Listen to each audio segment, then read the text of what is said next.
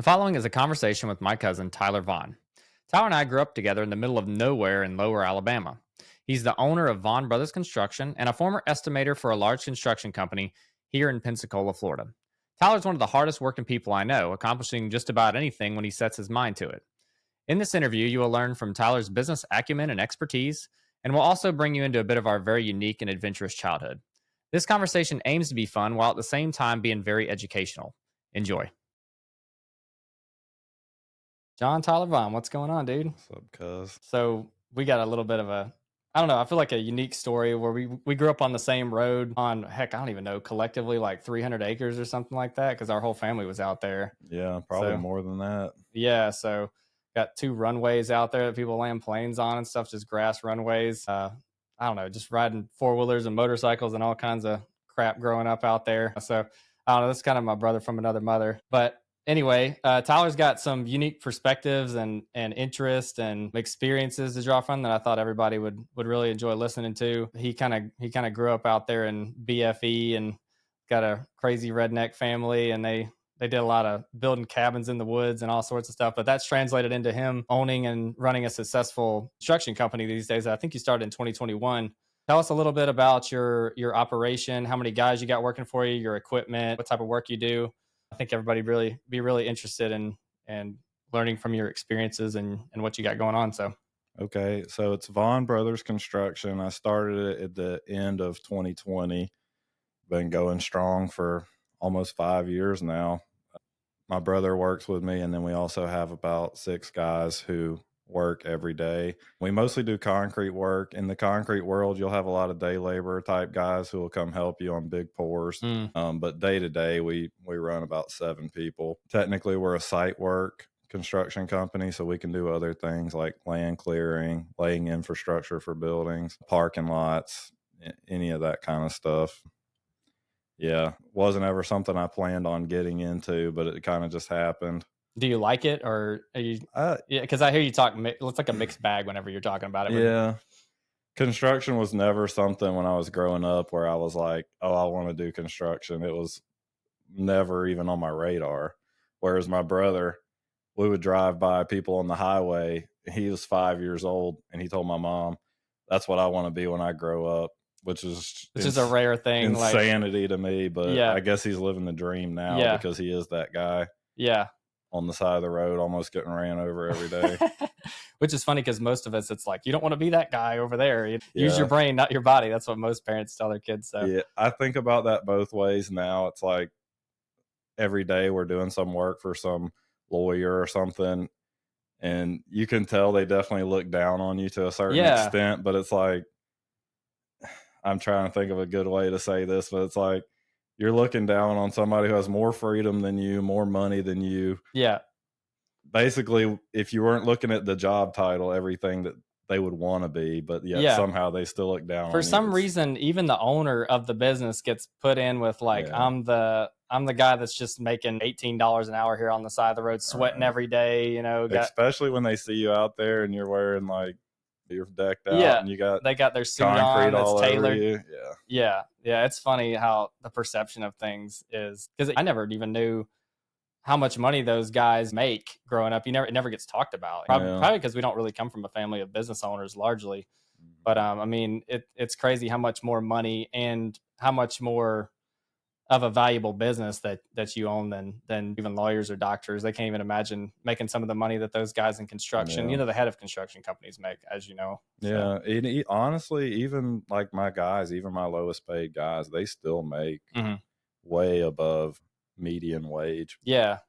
Well, it's probably because everybody in our generation was pushed towards college, and so there's like a big demand for Yeah. workers now, which makes the prices go up, which is Yeah. This really this like is the a only industry where I'm 32 and I'm still they still think you're the young guy. yeah, yeah. Yeah.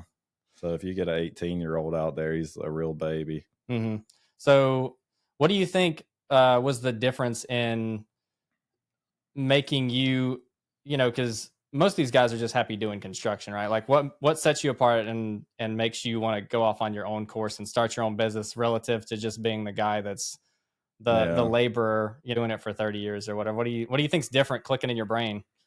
I could just go on about that for days, but honestly, at the end of the day, I think it was a lot about motivation because the money was never a problem. I was always really good at managing my money. Even if I made $13 an hour, I could probably live off of that. Mhm. It might not be the life you dream of, but I feel like me right now, I could live off of that. Mhm. My wife might not be too happy, but she'd get over it. Yeah.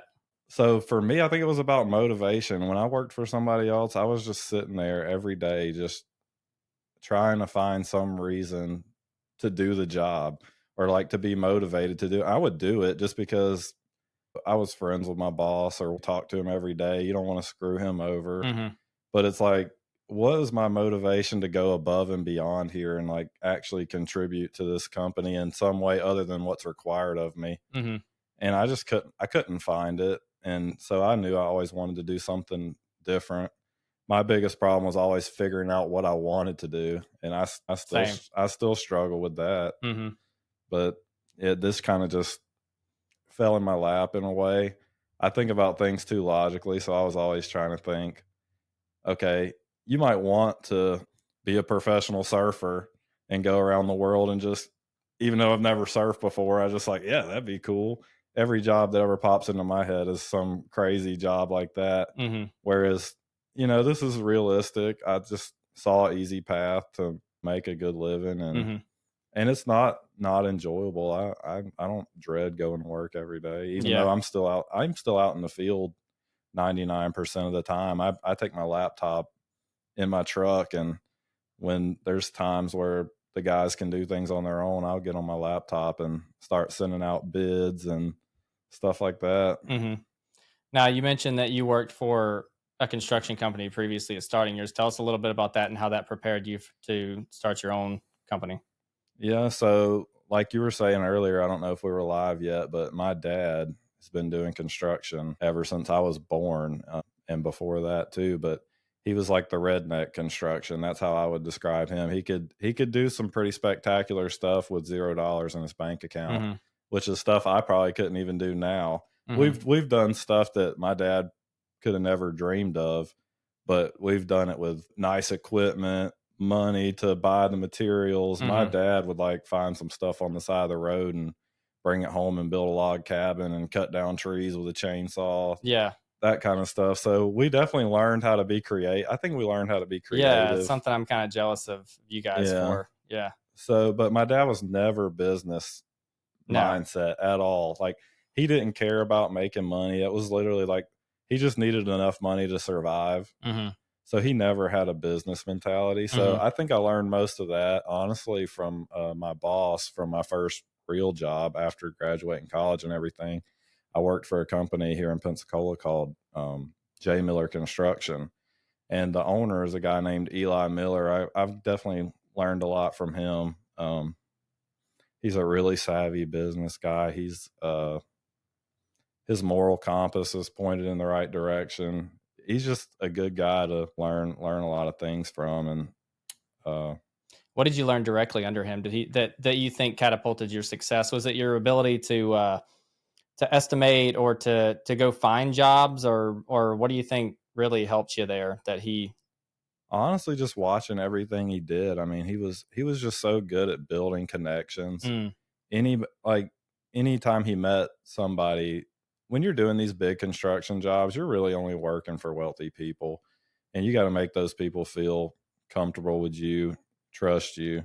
If you're in that rat race for fighting for those little jobs that everybody on Facebook Marketplace is Mhm. putting a bid in for, you're in for a long ride, and that's never the kind of jobs we tried to go for. We tried to go for the people who want it done right, the people who want it done one time, who want Mhm. it done quick, and the quality is more important than the price. And he has every connection you could think of. I got a lot of connections through him, um, by being an estimator in Mhm. his office. There was clients that I had been dealing with for over a year that he had never met, but he pointed me in the right direction. So I got to take a lot of those customers with me when I Mm. started my own thing. And Mhm. it wasn't like he's still probably my number one um, person. He ended up selling his company, and that was when I ended up departing to do my own thing. So me and my brother had been working on the weekends for ourselves every weekend for like 3 years straight while we worked there. So Yeah, we're I working remember. 65 hours a week for him, making good money, but we would make what we made throughout the week in one day on a Saturday Mm-hmm. working for ourselves. And that'll wear you out working 60 hours a week for somebody else and then absolutely killing yourself because you're trying to do a job in one day on a Saturday that should have Mm-hmm. took you 3 days. So you do that for about 3 years and it'll get old quick. Yeah, not to mention the mental drain probably too of just having to run the whole business side too, I would Yeah. imagine. Luckily I didn't have any babies to take care of when that was going on, but Yeah. I don't think I could do that now. Yeah. Now Yeah. that I have 2 young kids. Mm-hmm. We had Leo and Tyler, but they were 9 and 10 years old. I mean, they're pretty much taking care of themselves at that Right. point. Right. Yeah. So I'm sure the audience doesn't know, but you got a 9 and 10-year-old, and then you've got a 2-year-old and a 11 and a 12-year-old now, but yeah. and then a 9-month-old and a 2-year-old. Mm-hmm. Yeah. So Yeah. you're in it. I don't know how you It's do it. rough. You and your brother are some of the hardest working people I've ever met. I don't know how you do it with the family on top of that, because you guys were working hard before that, and then you throw in kids to the mix, and I'm just like, Yeah, that's unbelievable. he doesn't have any kids yet, so he still doesn't understand a lot of the stuff I deal with Yeah. every day. I don't know how you do it, man. He wants to just if it was up to him, we would work until it got dark every single day. I can't quite figure out what drives him. I don't want to get too far on a tangent here because Yeah, I nobody don't knows who know. we're talking about, but I don't know either.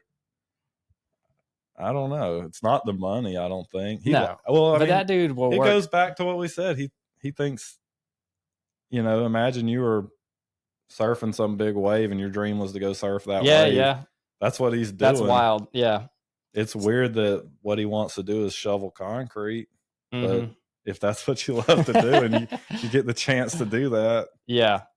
So tell us a little bit about this construction company, because this was quite the operation, the J. Miller Yeah. construction, because this is quite the experience that you got to build off of. I think you had it really good to where you were working for a really big construction company that wasn't a public company. So the owner could still invest heavily into the people. And it wasn't such a small operation that you didn't really get to learn a whole lot. For example, if it's just a little mom and pop shop, you can only learn so much there because they themselves haven't figured out how to scale a big company. So tell us the revenue that Jay Miller did and some of the numbers behind it. Because I think that's a big key to what makes you so successful. What you do now is you learn from a really. I think I got in with them at the perfect time. They had a perfect storm of everything go their way. So my brother actually worked there for almost 10 years. And the whole time I was going to college, he worked there. He liked it. And then actually maybe 3 years before me, my dad even started to work there. My dad was a union worker for the power. He would go all over. He was making $65 an hour driving around the country working for these power companies. And he took a job at J. Miller Construction making $20 an hour so that he could be home. He was tired of driving around. And my brother worked there, got to be around his family and stuff. And so my dad came home, started working there. I'd say maybe 2 years after that, I finished college, decided that I didn't want to be a teacher. I went to college to be a teacher. Never finished my bachelor's, but I got my associates and then had started on my bachelor's degree. Was doing my student teaching at Pine Forest High School and saw how bad those kids were and decided I couldn't do that.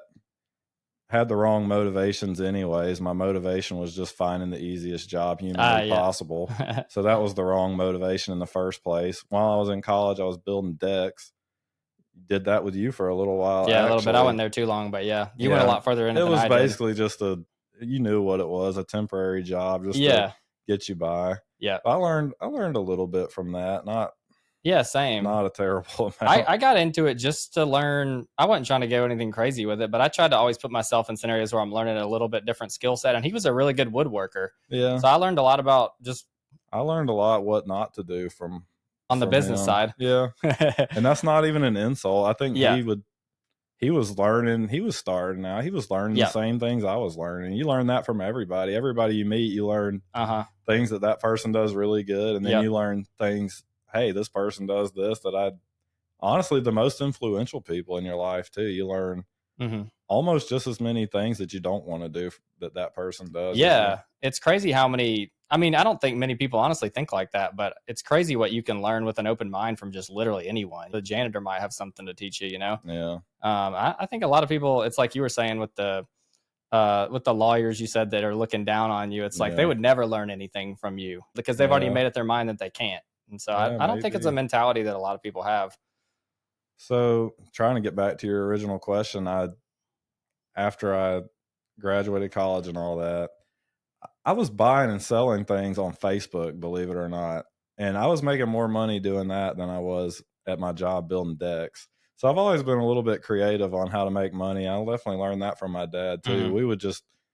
My dad would just go knock on random doors with stuff in their yard and ask them if he could buy the stuff out of their yard and then bring it home and paint it and sell it. And so I was doing the same kind of stuff too. We'd buy, you build up a little tiny bit of capital. I'm not talking about much, like maybe $20,000 that you had that was just for buying and selling things.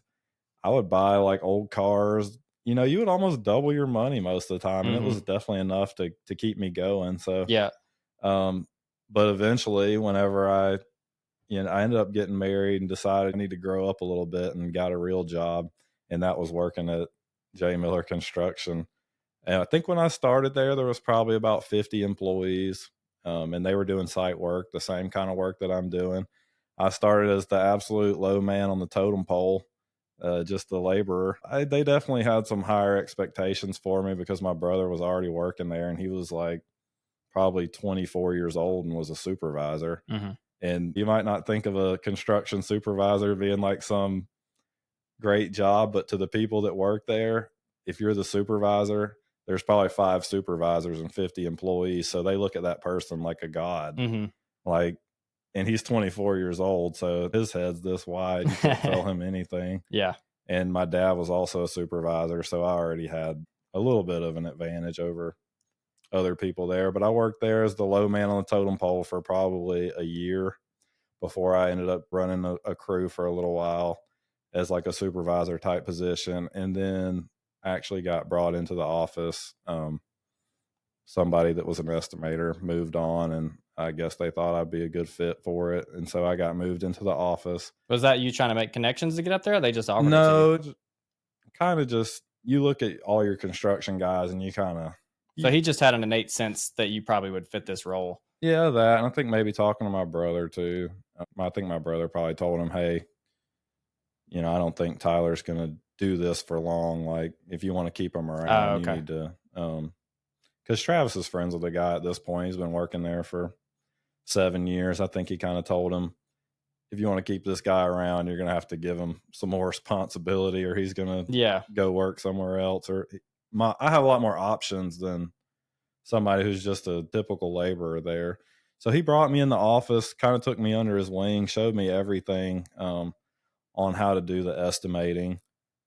Some stuff that you would just never know. I mean, somebody who's got 20 years of experience in construction is literally the most construction knowledgeable person I've ever met in my life, probably that I ever will meet, and literally knows everything about every type of construction and the business side of it too. And when I say the construction, I mean like the actual doing the work. He's never poured concrete, but he knows how to pour concrete. He's never done asphalt, but he knows how to do asphalt. He's never laid a pipe, but he can sit there and tell the supervisor how to lay a pipe. It's the weirdest thing. And I think that's just a God-given gift to a certain extent. But just learned all that from him. And then, so just to go off on another tangent, I had been in the office for like 2 years, and I heard that he was selling the company. And so, like I was telling you, me and my brother had already been working on the weekend. At this point, I'm only staying there out of loyalty. I felt a lot of loyalty towards him because he showed me so much stuff, always treated me fairly. So I wasn't going to just bail out on him. And we had so much work that I felt like if I left, I was like putting him in a bad spot, even though it's not my problem, but you want to help out your friends. Yeah. Yeah. And I knew if I quit, some of the guys I had to have workers. I knew I was going to take some of those guys with me. So I just couldn't in good conscience leave, take his workers, take some of his business. Yeah. And so I didn't do it. And then when I heard the rumors that he was selling the company, I was like, all right, this finally gives me my excuse to just go ahead and let him know I'm going to go out and do my own thing. And so I went in his office one day and I just straight up asked him, I was like, hey, I've heard some rumors that you're selling the company. Is it true? And he just looked at me and didn't say anything for like maybe 30 seconds. It was really weird. And he was like, nope. And I was like, and I was just so confused by that. Come to find out later on, he had like an NDA. He wasn't allowed to say he was selling the company and Gotcha. all that Okay. kind of stuff. But I was just so confused by that. Knew he was selling the company. It was like obvious to me after that, after Yeah. that long pause. But yeah, so literally that same conversation, I let him know. I was like, well, if you're not, I'll still be here. But if you are, which I just got the, no, but yes. So I let him know that, okay, well, whenever we change over to the next company, that'll be my last day. And um, might or might not be taking some of the guys with me. That's up to them. Just want to be completely transparent with you. And then he made me like a ridiculous job offer to stay, like basically double my salary of what I had been making. Yeah. Which I was already making good money. So when he told me that, I was like, But I had already made up my mind. Yeah. Like I was like, at this point, you would have had to offer me like some completely outrageous amount of money to stay. Even though he was going to double my salary, I was like, I can quadruple my salary in my mind. I didn't. It was all theoretical at that point. Yeah. Yeah. Oh, the other thing was something I wanted to mention. I had gotten a really big job. So I had found, and I just hate when people say a really big job because that's all speculative, how much money you're making. It was $120,000 job. And I was like, all right, I got this job for sure. I had a contract signed. I had already started my business. I started my business. Yeah, you were doing it on the weekends. Yeah. Yeah, but it was all official at this point. Yeah. The first 2 years, it was probably like, it was just cash going out and doing some bull crap. At this point, it was all legitimate. I had signed this really big contract with a local HOA, homeowners association, for $120,000 job. And I was like, even if this just goes completely off the rails, I'll be able to make it off of this job for a little while. So that was another big determining factor. I can't stand when people just go out on these crazy leaps of faith. Yeah. So I don't think people are good at risk assessment a lot of times. And I think that's why so many people will say the stat of like 95% of businesses don't make it in the first 5 years or whatever. I think people are just really bad at analyzing risk, which I think is something you're really good at. I think I'm too good at it. I think the more risk you take, the more money you could potentially make. Yeah, and no I'm doubt. always paranoid to take risks. So you definitely have. It's a catch-22. I mean, that's why it's risk. If it doesn't go good, I think it's not going to go good. I think to just like replace your salary or something like that at a normal job, I don't think there's much risk in that. If you do it right, you can calculate all that. But I think if you're going to make just absolutely stupid money, there's definitely some risk. Yeah. Like Elon Musk, well, that's just ridiculous money, but he'll tell you. The more debt you take on, the more money you can make. But just replacing a salary, 80, 100,000 or whatever, like if you can calculate all that in advance and that doesn't have to be that much risk in it. No. But I just mean like just in life in general. Yeah. Every person who wants to be like, you have to be delusional to believe you can be a professional football player. You have to be delusional to believe you're going to be a singer.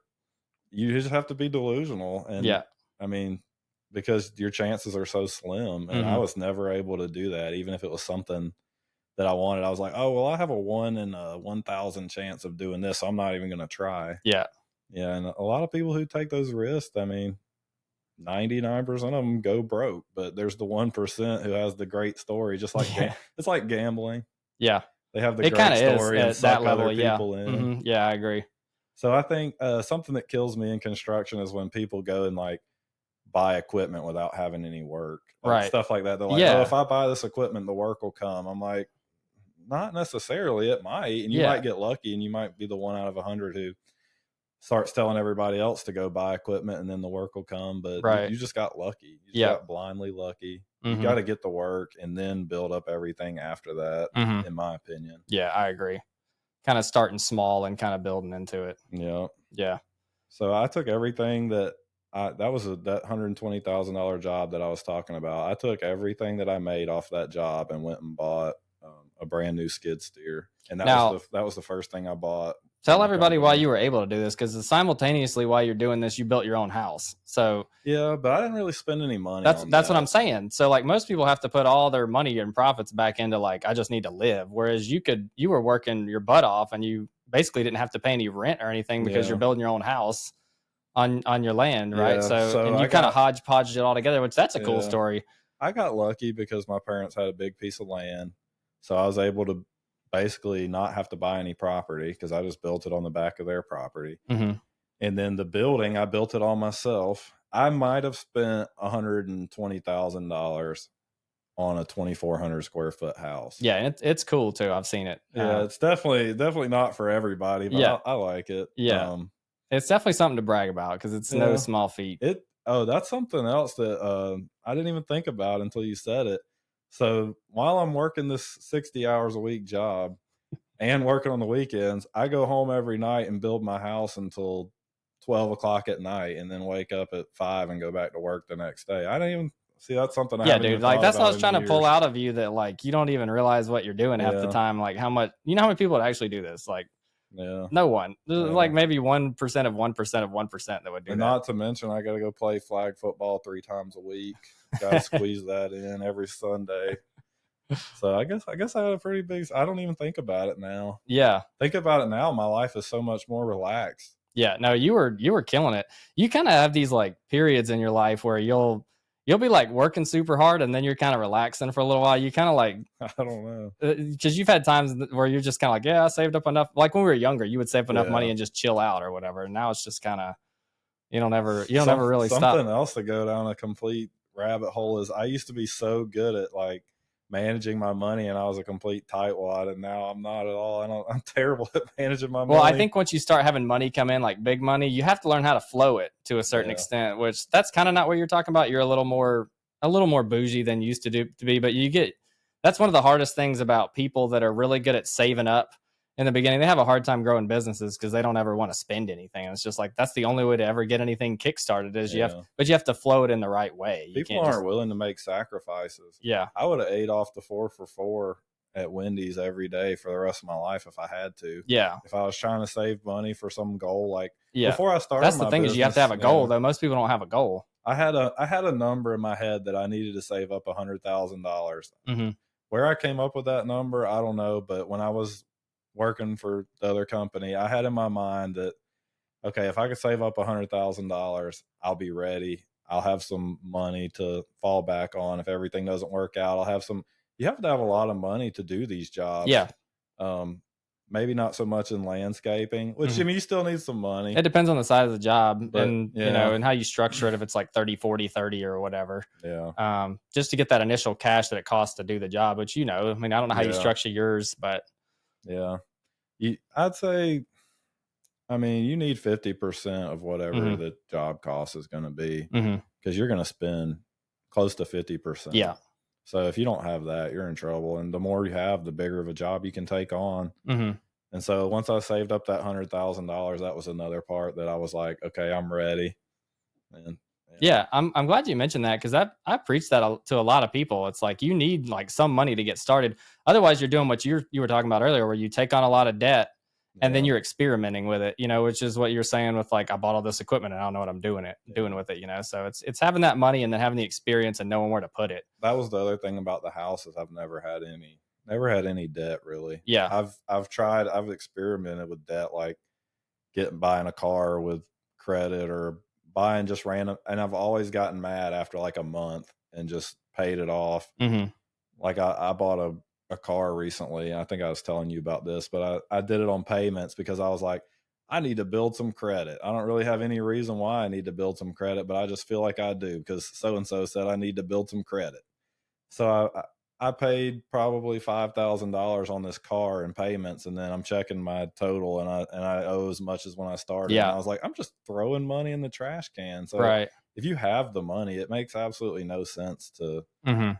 with my mentality, anyways. There's definitely people who are so good at making money with using nothing but debt, Yeah. but I'm not good at that. Yeah.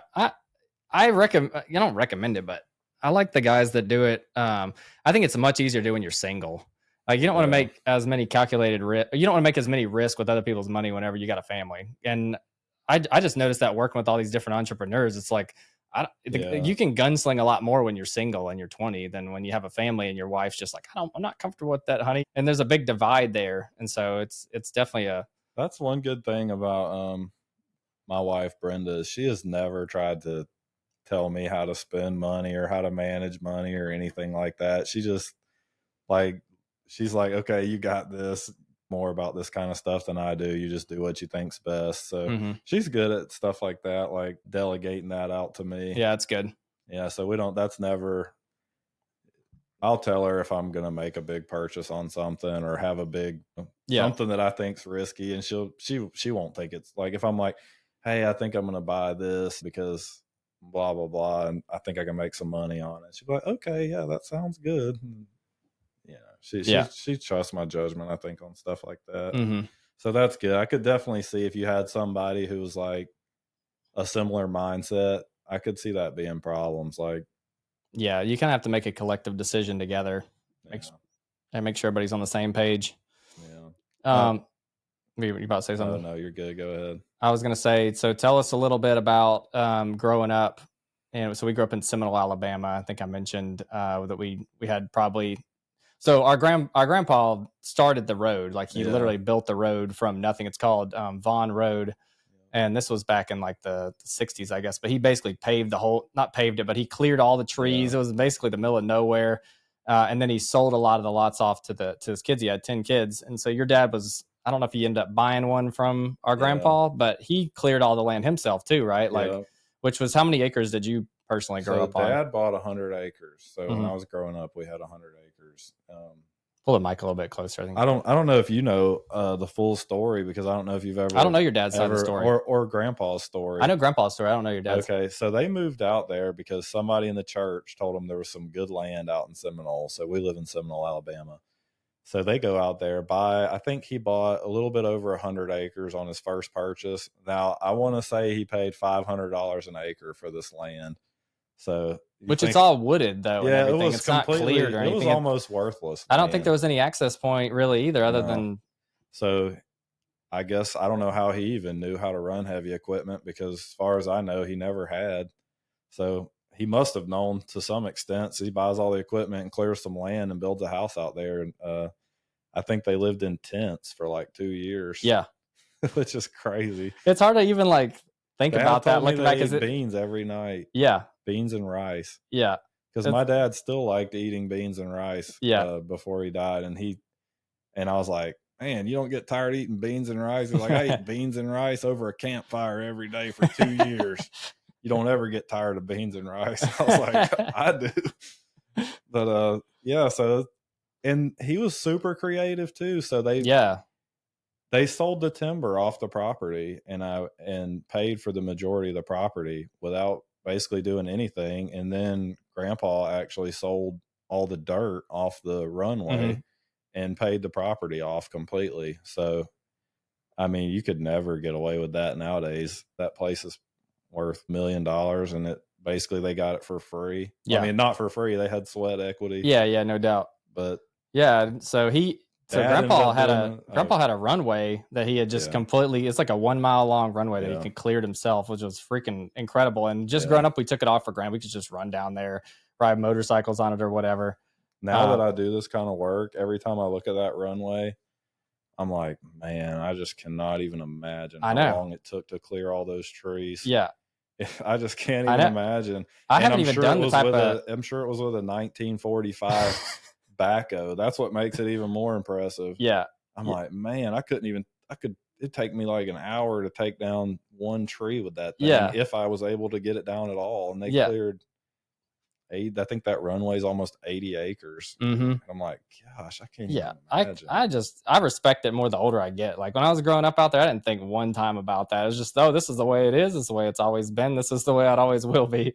But now I'm just like, geez, and I don't even do the type of work you do. Like I can't relate it to the level that you do. But yeah, it's absolutely incredible. And then your dad made a runway on his property too. So there's two runways. So dad got in contact with the same people that grandpa bought his land from, and took it and bought 100 acres, and he paid $700 an acre for his. I guess this was probably 10 years later, 20 years later, maybe the price on stuff had gone up. So he paid $700 an acre for his 100 acres.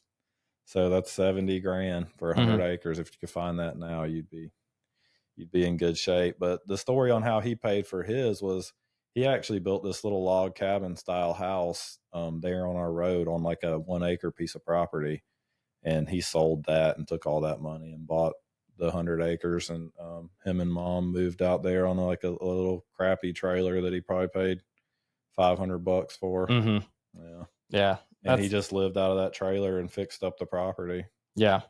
Yeah. I think he probably made more money in his lifetime by buying and selling property than he did working. Yeah.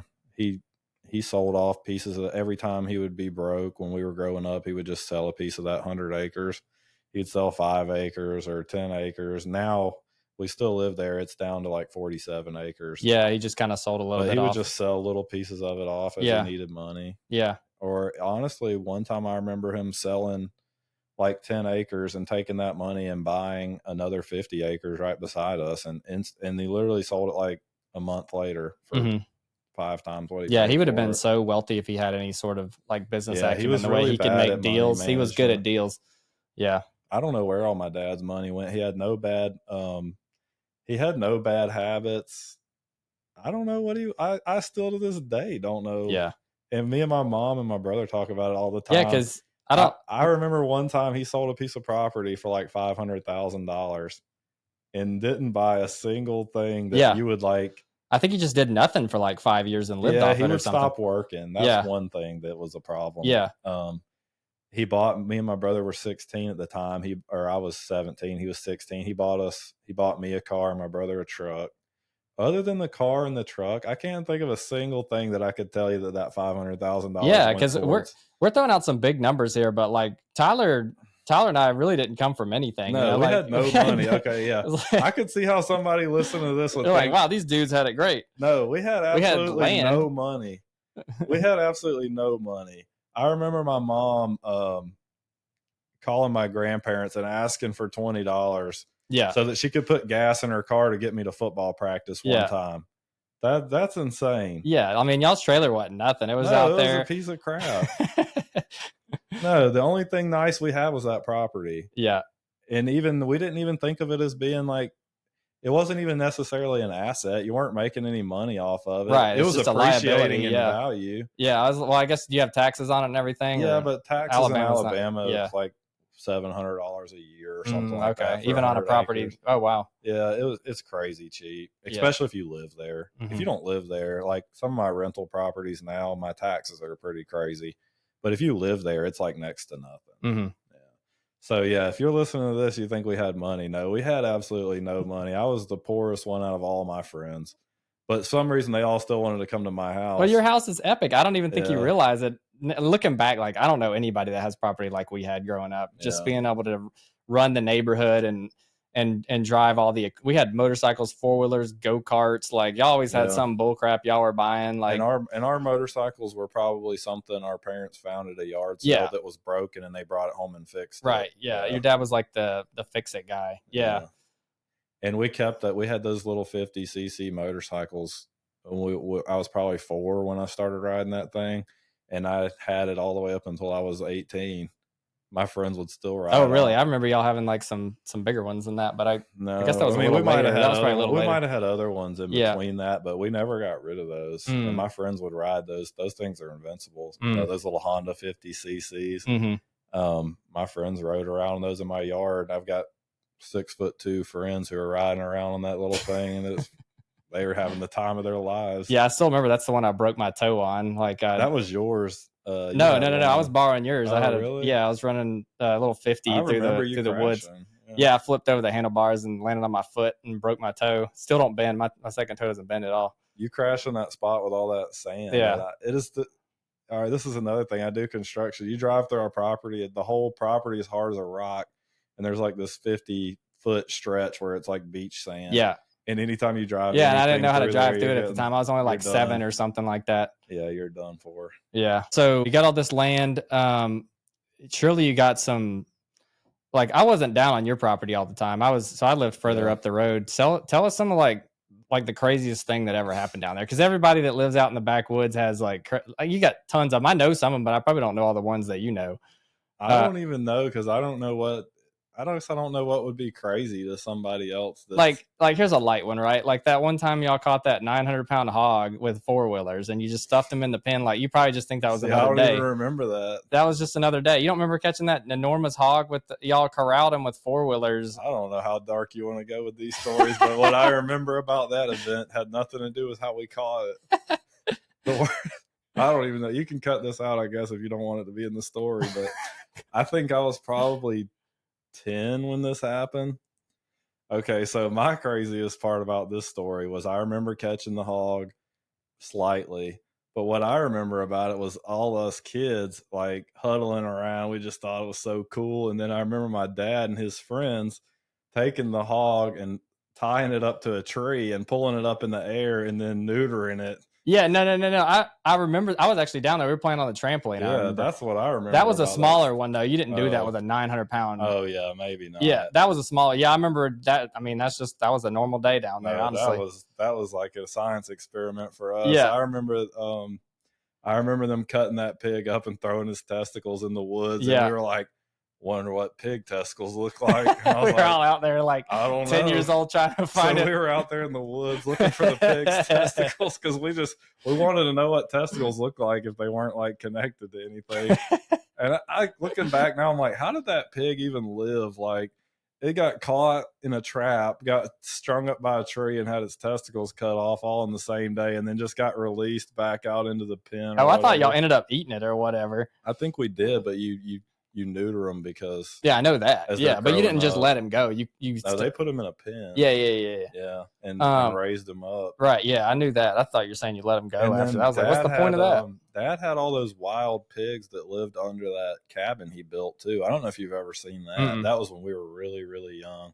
So he built this cabin. It was like 8 foot up off the ground, and he turned the whole part of it that was under the ground into a cage and had like a bunch of wild hogs living under there. No, I never heard that. He was raising up. Yeah, we have home videos of it. It's like a trap door in the middle of the one of the rooms of the cabin, and you open it up and it's just like all these hogs. It looks like something like if you fell in there, like I don't know how I feel about it now, but like as a kid, dude, if you fell in there, you were dead. You might have been dead, like, because those wild hogs are crazy. Yeah. But looking back on it now, dude, I wouldn't go nowhere. When I wasn't scared of anything as a kid, and I wouldn't go nowhere near that door. Yeah. And our cousin Katie, there's actually a home video of her trying to feed them. And she opens that door, and like one of them jumps up and like knocks the bowl out of her hands, and she's like, "It's got to stay in there." That's like one of the classic. We have like several classic home video moments, like one of our cousins peeing on himself when he killed a buck for the first time. That gets shown to everybody. One of the other classic ones was Katie with the "It's got to stay in there" comment. Yeah, I remember, man, we did the craziest things. Like I remember even when we were like 16 or 17, your dad and like all our other uncles or cousins or whatever still messing with us. I remember that one time they were driving James and Lowell like down to your house or whatever, and James and Lowell were like, we're grown now, you can't do nothing to us. And so like we're out in the middle of the woods, and it's like freezing cold, and they just take all their clothes and just drive off with them, leave them out in the middle of nowhere. Yeah, everything they did was like would be child endangerment or some kind of crime. Now they literally, so I'd say our cousins were probably 12 to 14, maybe 14.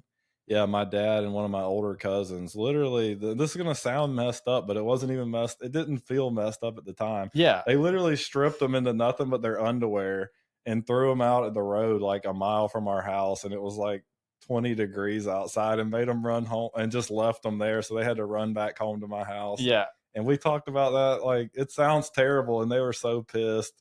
But it was just hilarious. Yeah. It was like, this is like everyday occurrences out there. Imagine now you doing that to a 14-year-old. I know. I can't even imagine doing that. It's hilarious. You'd be going down. They'd be posting about you on Facebook, and CPS would be at your house the next day to investigate what happened, and their parents. Yeah. Like, you stripped a 14-year-old down to his underwear forcefully. Yeah. And like, Yeah, that's what happened. You remember that one time y'all bought y'all had like a kit plane or something. It was like the most shady plane you ever seen in your life. And your brother like took it off on the runway with a no pilot license or whatever. Yeah. And like, it wasn't even like an actual, I forget, you probably remember the plane better than I do. It was like this little bitty freaking, So like, it looked like the wind would just blow it upside down. The first plane we ever got, Grandpa had like some decent planes, but the planes that like I was saying, we were broke.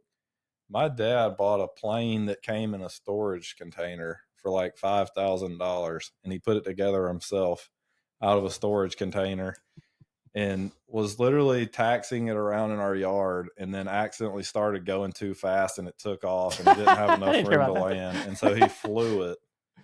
And if you would have saw this thing, it literally looked like I know. It looked like a kite. Yeah. And it looked like, I mean, it was a like piece of junk. You couldn't have paid me any amount of money to get in it. Yeah. Okay, so I guess that inspired my brother's hopes and dreams. So he did the same thing and bought a very similar thing. Maybe now inflation, it was like 15 grand. Still a complete piece of crap. The motor is a go-kart. And this is the part that y'all gonna think I'm lying, and I'm not a mechanical guy. The part that holds the gas is a 2-liter Coke can. And it's like duct tape to the engine. And I was like, I'm not getting in that.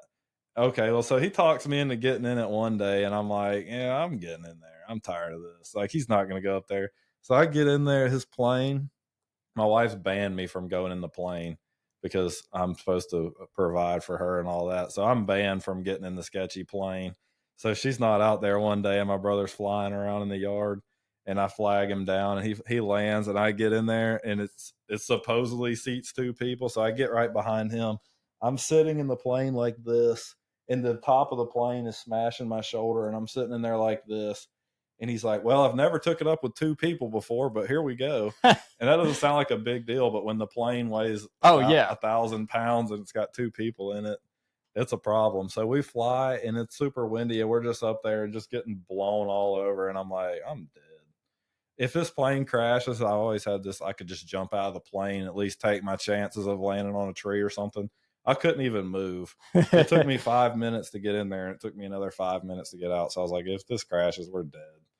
All right, so this is where it gets even crazier.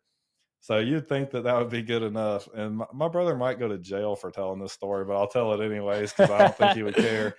He takes this plane all the way to Pensacola Beach and flies it under the bridge. I never heard about that. Yes. He flies this is like 30 minutes away if you're driving by car. So this is like out there. He takes it to Pensacola Beach and flies it under the bridge. You think that's insane. Oh, what's that movie? How did I hear this? 2 Lions or whatever. The 2 crazy old grandpas that fly the plane. I don't know. Secondhand Lions. You never saw that? Okay, well, that's some crap they would do in that movie. They fly it through a barn or something. He literally, there's like sailboats going under the bridge. And yeah, we kept thinking we would see something on the news like looking for man who flew. Dude, there is no telling what kind of, they just finished this brand new bridge. There's no telling what kind of trouble he could get in for flying that thing under there. But yeah, I even think. So this is only like what, 6 years ago or something? No, like that? This is like 4 years ago. Oh, how did you never tell me about this? I don't know, but I just, yeah, no, that's definitely not something I would have did. But I'd say the funnest. So were you like up there? So you're with him? Like, did he just like? No, I got out before he flew under the bridge. Oh, I thought you were with. Okay. I was like, yeah, no, I'm not taking part in that. Gotcha. Okay, yeah. I misheard. I was like, what did he do? Get you up there? And he's like, hey, we're going to Pensacola Beach. No, this is the same day. He told me about his plans, and I was like, yeah, you put me down before you do that. And then I was like, you're full of it. He calls me on Facebook Live, or what's the iPhone? FaceTime. He FaceTimes me. He's going under the Pensacola Bridge. You're fading out. I was saying, pull the mic he up. FaceTimes me going under the Pensacola Bridge in an airplane. Did he record it? Like he's yes, he got it on video. This is not true. I'm making all this up, so it's definitely not true. But oh yeah, okay. It might be. Yeah, okay. There's no evidence that it's true. Unless you've seen the video. All right, so not only are y'all masters of the air, tell us about some of your diving excursions you've been on. Oh, see, yeah. Can we even talk about this? I don't care. I'm like the kind of person like nothing is off limits to me. I will tell Me about neither. anything that happened. So, I mean, so our first diving experience, we go to Vortex Springs, and I'm sure everybody local to Pensacola has been to Vortex Springs. But what you don't know is there's a 120-foot deep cave at Vortex Springs, and we're always like, yeah, this is common sense. We know how to do this. So we lie. We go into the gift shop there at Vortex Springs, and we tell them we're divers, and they rent us all the diving equipment, which is straight up illegal. They'd probably all go to jail if somebody knew this, but we go in there and they rent us all the diving equipment without IDing us at all for anything. And so we think, oh, we're just gonna float around in the shallow water under the water. Me and my brother and my two neighbors, Orrin and Myron. We're just gonna go down and float around. We don't know what we're doing. So we get down there and we do a little test run. We go maybe like 20 foot deep. We think, I'm like, yeah, I got this. I mean, there's absolutely nothing that could go wrong here. So we come back up, refill our tanks and all that, and we're like, yeah, I'm going to the bottom. And my brother was like, the bottom. I was like, yeah, I'm going to see how deep this thing goes. And so I looked it up on my phone. It's 120 foot deep. I was like, 120 foot's nothing. And he's like, yeah, 120 foot. He's like, I'm not going down there. It's pitch black down there. So this is coming from the guy that flew the plane under the bridge. Yeah. So we went and got some flashlights and took some waterproof flashlights down there. And me and my brother and the two other guys went all the way down to the bottom of Vortex Springs. 120 foot. They have a cage. The cave just keeps going on forever, basically. Yeah. But it gets so narrow that you're basically like crawling through there. They have a metal gate because last time somebody went further than that, they died. It's a whole story. You could look it up. It's pretty interesting. A lot of people think this guy committed suicide. A lot of people think he faked his own death so that his wife could get the insurance money. He had like $1 million life insurance policy because they never found his body. So a lot of people think he faked his own death down there. People went diving to try and recover his body and they died. So they ended up blocking that cave off. So you can only go down 120 foot. So we went down the 120 foot. So we only found 2 underwater flashlights. So we have 4 guys down there with only 2 flashlights. So I told one of the other guys, I was like, hey, when we get down there, turn off the flashlights. It is pitch black down there. You cannot see anything. If you're really even at only 120, that's crazy. Well, it's a cave. Oh yeah. So okay. You're probably only 40 foot deep before you get to the mouth of the cave. Yeah. And so the last 80 foot is just, I mean, you go into that cave and it's instantly black. Yeah, that like makes all sense, that light just dies. But I mean, obviously you can still see the mouth of the cave when you're close to it. But you get probably like 20 foot into that cave and it's pitch black. And I mean pitch black, like you cannot see anything. So we go down there, turn the flashlights off and leave them off for like 30 seconds. And I was tweaking and I had a flashlight in my hand and I was scared. If your flashlight went out down there, you're 100% dead. Yeah. Like even though it's a cave and you think you can only go one direction, you would just have absolutely no idea where to go. You'd be dead. So we don't know if we were following proper procedures about like decompression and stuff. So I did a quick Google search on my phone and somehow came up with some kind of information that you didn't need to like decompress of only going 100. Wait, so this is before you went down there, or before we went down there? I was like, hey, how do you because you're not operating your phone underwater? Or no, before we went down, I looked up. Okay. How deep do you need to go before you need to worry about like getting the bends or something like that? Yeah. And the first one said like 200 foot. And so I was like, oh, we're good. But I was like, I'm going to play it safe. So we still came up and like stopped occasionally. Well, we stopped occasionally, definitely not the recommended amount of time. We pretty much all came up in maybe like less than 10 minutes, probably. All right. So the next day I have the absolute worst headache I've ever had in my life and feel like I'm going to die. And everybody else felt the same way.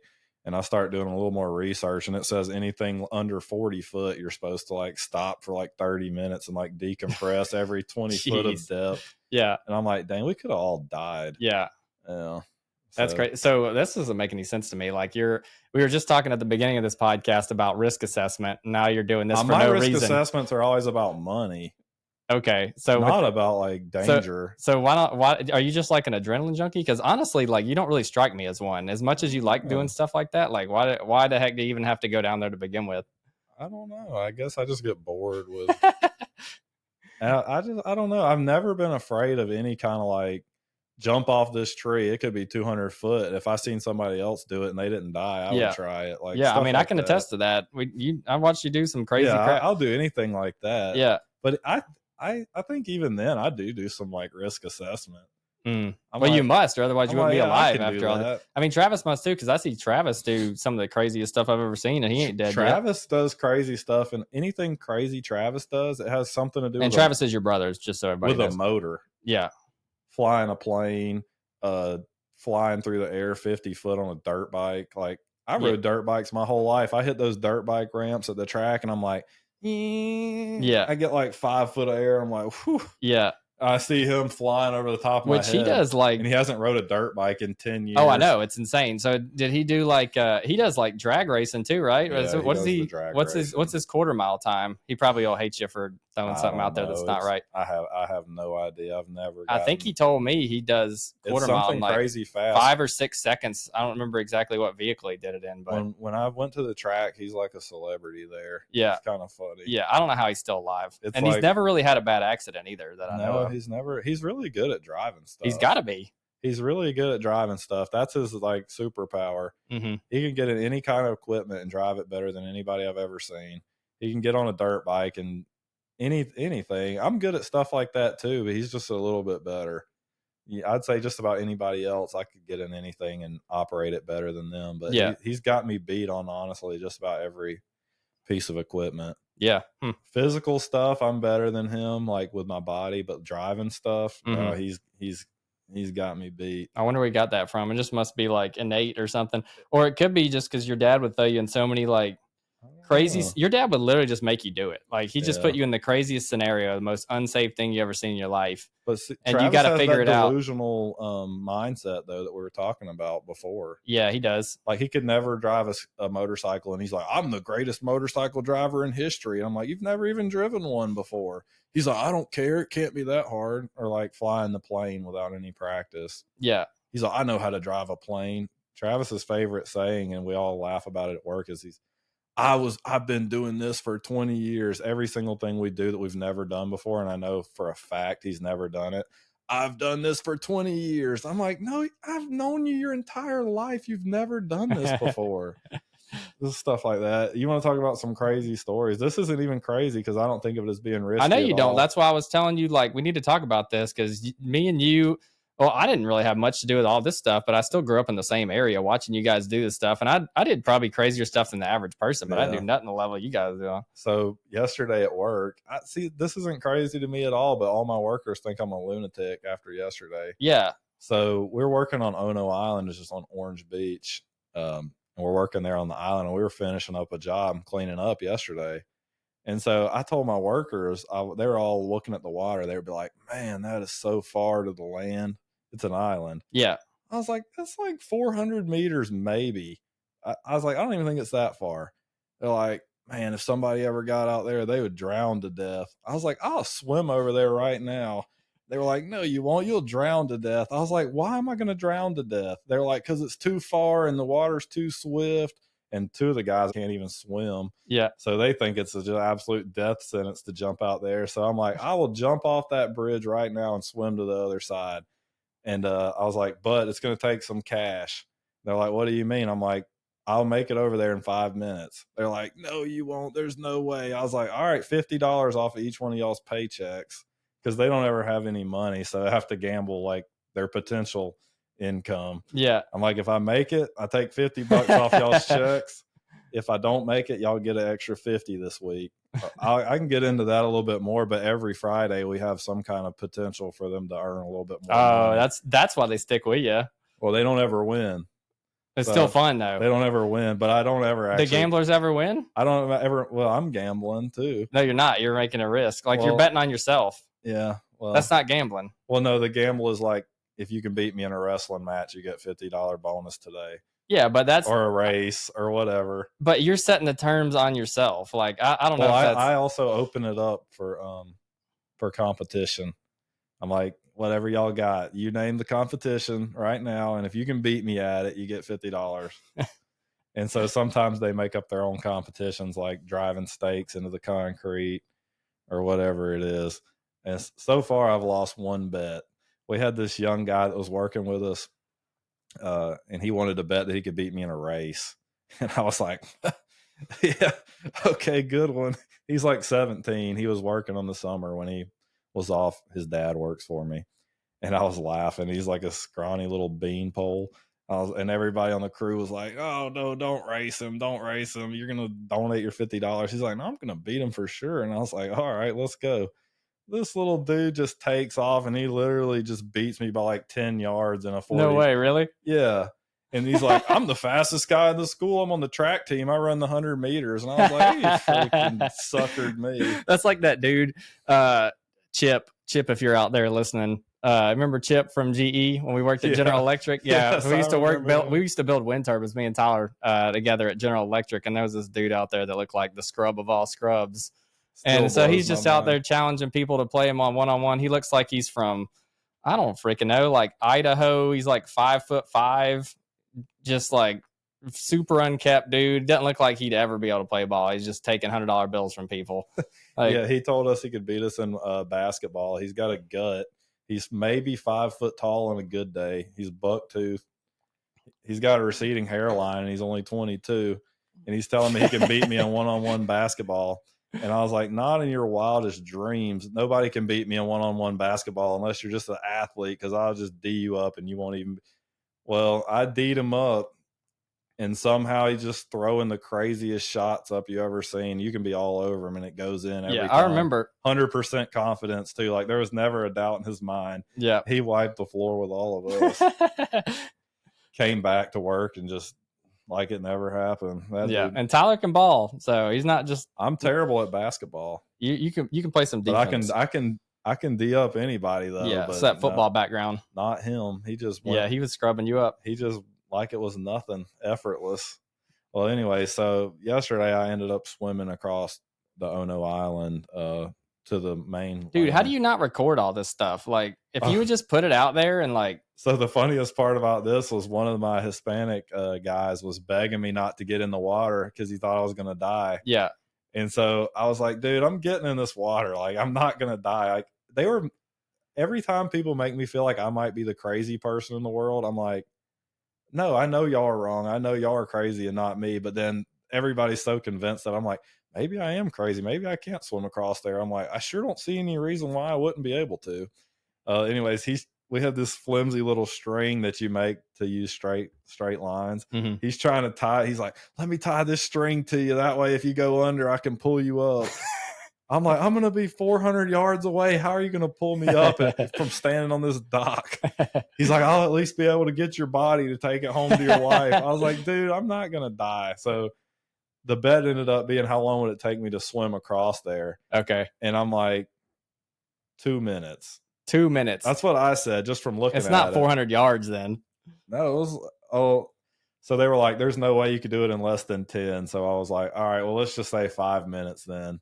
It ended up taking me like exactly 3 minutes to swim across. So it had to be, there's no way it was 400 yards. No, it was probably up. That's about how far. Like, you swam 400 yards in 3 minutes. Yeah, it's not as hard as you would think. There's a crazy current going through there. Oh, there's a current. Okay. And I'm a really good swimmer too. Yeah, I know. Yeah, still. But yeah, that was yesterday's excitement.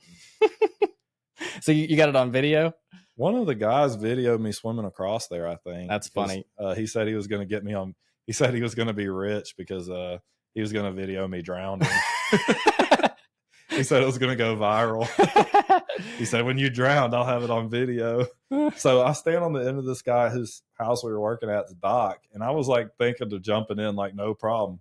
Well, this like 4 foot long fish swims under the dock right before I jump in. And I was like, man, if there's 4 foot long fish out there, there's sharks out there too. And I was like, I'm having second thoughts. But they were all standing on the other side, like videoing and stuff. So I was like, I'm all in. I got to jump in now. So I dove in there and swam across.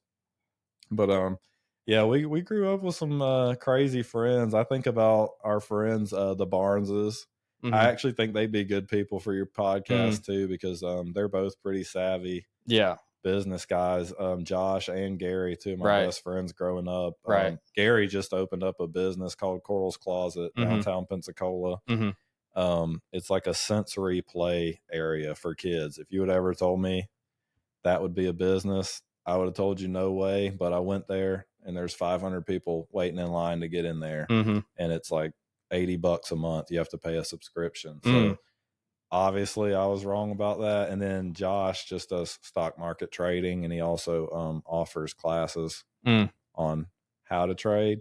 Let's just throw my 2 cents out there. His advice is going to be just like everybody's. The secrets to the stock market are dedication, determination, and buy my course. And and I can teach you those things. So it might work for everybody. I've had more success with real life. Yeah, the older I get, I like to bet on myself more. It sounds like you're kind of the same way. Yeah, anytime I did basically gambling, day trading.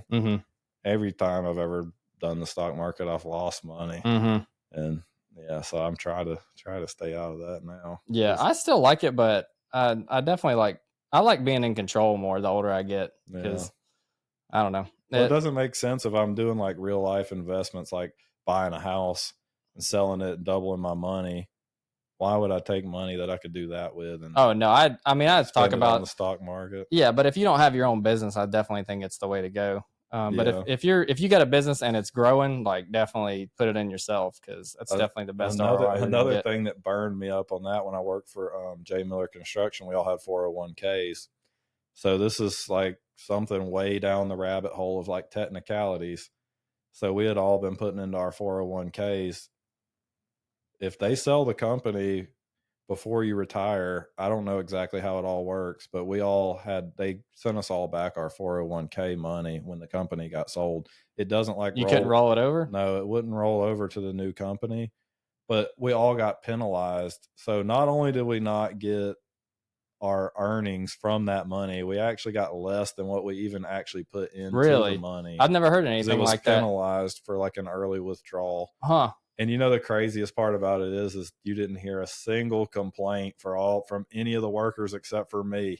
I was like, this is bull crap. Y'all are screwing us over. Like, and they were all like, I got $8,000. That's crazy. They were pumped. They were like, dude, I just checked my bank account and there's $20,000 in there. And I'm like, from what? And they're like, oh, our 401ks got sent back. And so I checked mine.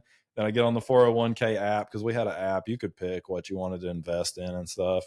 And I'm like, I paid in $20,000 and I got back $15,000. I got penalized like 30% for an early withdrawal, and I didn't even have a choice of withdrawal. That's interesting. I have to look into that. I've never heard of that. Yeah, so I felt like I was getting screwed, but everybody else was pumped. So it's amazing how many people live paycheck to paycheck, though, and that's life-changing money. Like, I don't even think about cash really anymore, other than like cash flow and making sure everything's, like you talked about jobs and you need a certain amount of cash to start the next job. But other than that, I'm just thinking about how I'm growing wealth. It doesn't have anything to do with cash balance in my bank, really. Is it even life-changing though if you just spent it and have nothing to show for it? Like, it feels life-changing. Yeah.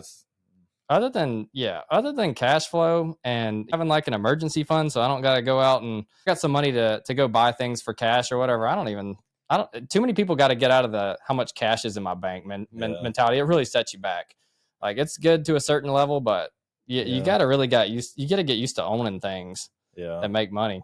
You need a little safety net, I think. But definitely, that's what I was talking about. Safety net and making sure your cash flow is good. It's doing you put it in things, Yeah. Something else I do, and I know everybody says diversify. And so I think people get stuck on like, okay, I need to diversify just for the sake of saying I diversified. So let's say you're good at one thing. Yeah. They'll jump into something they have absolutely no idea how to do just to be able to say like, oh, I'm diversified.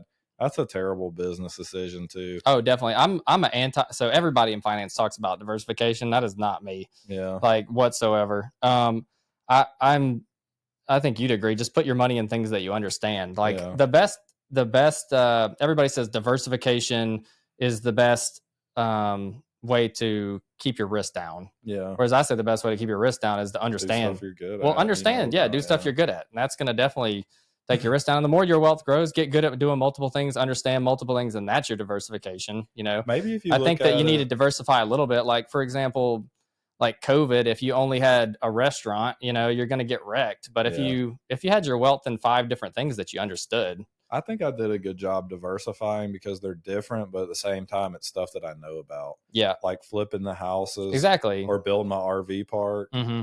Like I did all the work. If you were just some person and you had like a business, like doing bookkeeping, like you, and you're saying like, oh, I want to diversify, I'm going to start an RV park.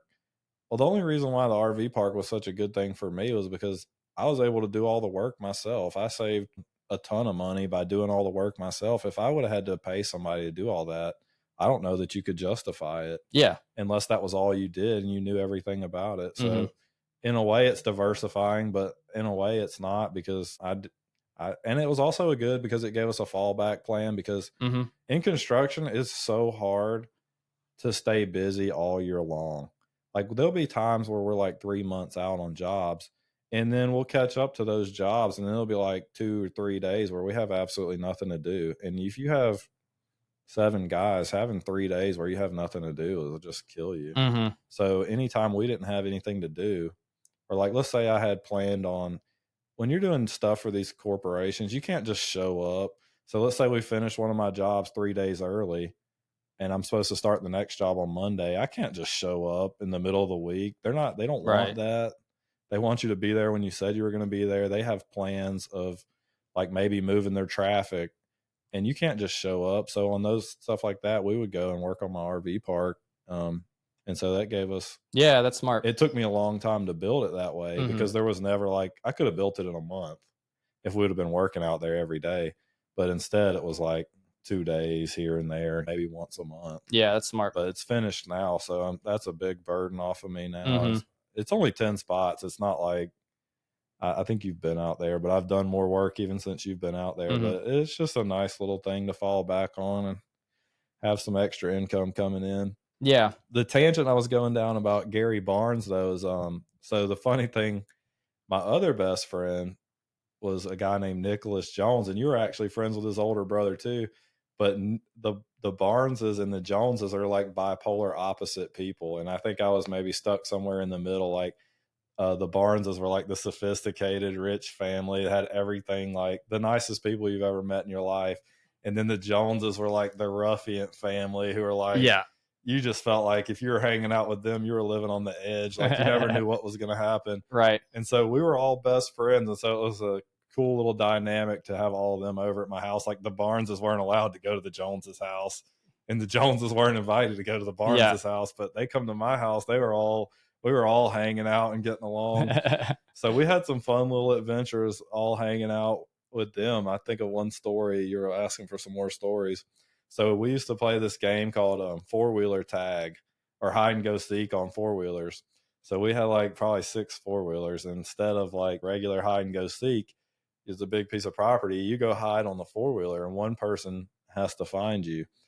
So to tag them, you had to crash your four-wheeler into their four-wheeler. Like not hard, but you just back into it or something and just barely touch it. So we're hiding, and the craziest brother, Michael, the craziest one out of all of them, he's chasing everybody that day. And I have Nicholas, the younger brother, on my four-wheeler. He's chasing us. He finally finds us. We were hiding in the woods. He's chasing us, and we're probably going like 40 miles an hour. And I think I know the secret spot where I'm going to like loop around and get away from him. He's maybe like 100 yards behind me. So I do like this super fast U-turn around some woods. Well, he anticipated that I was going to do it. We literally crash into each other going at least 40 miles an hour head on. And this defies physics. Anybody who's going to say what I'm saying is going to say I'm lying, but I have no reason to lie about it. When we crashed into each other, we didn't go forward. We all went straight up in the air. It makes no sense. I can't explain how it happened, but we crashed into each other going 40. And every single person it was me and one other guy on my four-wheeler and just him. We all went straight up in the air when we hit each other. I mean, I can kind of see it, I guess. I don't know how. I only thing I can think of is that the four-wheeler's like shaped like this, so maybe it like Yeah. shoots you up. I don't know, but anyways, I had to have went 10 foot up in the air, and came down. And I remember Nicholas, the younger brother, he came down and his arm was just completely broken. Mm-hmm. And the four-wheelers were wrecked. And like I said, we had no money, so we definitely weren't allowed to be wrecking any four-wheelers. Four-wheelers are like mangled. So I remember Nicholas was crying. He was like doing boohoo tears. And Michael tells him, you better snap out of these tears. If we get home and you tell everybody we crashed, I'm going to break your neck when we get home. And so Nicholas stops crying. He wipes his little tears, and you could clearly tell his arm's broken. He says, you better put on a jacket when we get home so nobody can see that arm. And I'm just sitting there like, I'm staying out of this. I don't want to get in trouble. So we go home. We park the four-wheelers in the woods, like back in the woods, like nobody asked why we parked them back there, I guess. So you couldn't see the front of them. They were destroyed. And I still remember, okay, we were so nervous. We went home and ate dinner. We were all just sitting at the dinner table, like thinking we're going to get caught any second. Never got caught. And that night, I'm laying in bed, and my dad comes and knocks on my door. It's like, you needed to tell me anything? I was like, no, what's going on? He's like, I think you know what's going on. And I'm like, oh man, I got with that move so many times. I'm not confessing to anything. That was my dad's classic move, was like goating you into like thinking that he already knew what you did and getting the confession out of you. Seen it work on 1,000 of my friends for my dad, so I wasn't falling for that. He's like, Nicholas has a broken arm. His parents are at the emergency room with him right now. And I'm like, I don't know what happened. He's like, well, I went and looked at the four-wheelers and they're completely destroyed. And then he just immediately just started tearing my butt up, and I got the spanking of my lifetime. So, but I got to give it to Nicholas. He never confessed. He had a broken arm, and he laid in bed. What a gangster. He laid in bed for 8 hours with an arm that was literally snapped in half because of the threat of what his brother was going to do to him if he confessed. And so you got to give it to Nicholas. He was a tough guy. Yeah, and so his mom heard him whimpering in his room. This is how we ended up getting caught. His mom heard him whimpering and then went into his room at night and asked him what was going on, and he wouldn't confess. And then she finally made him get up and look at him and saw that his arm was broken. And he told me, this is a little detail to add to the story. He told me that his brother Michael was standing behind his mom, like going like this, like telling him he better not tell her what happened. But yeah, Michael and Nicholas. All my craziest stories as a kid like revolve around Michael and Nicholas. Yeah.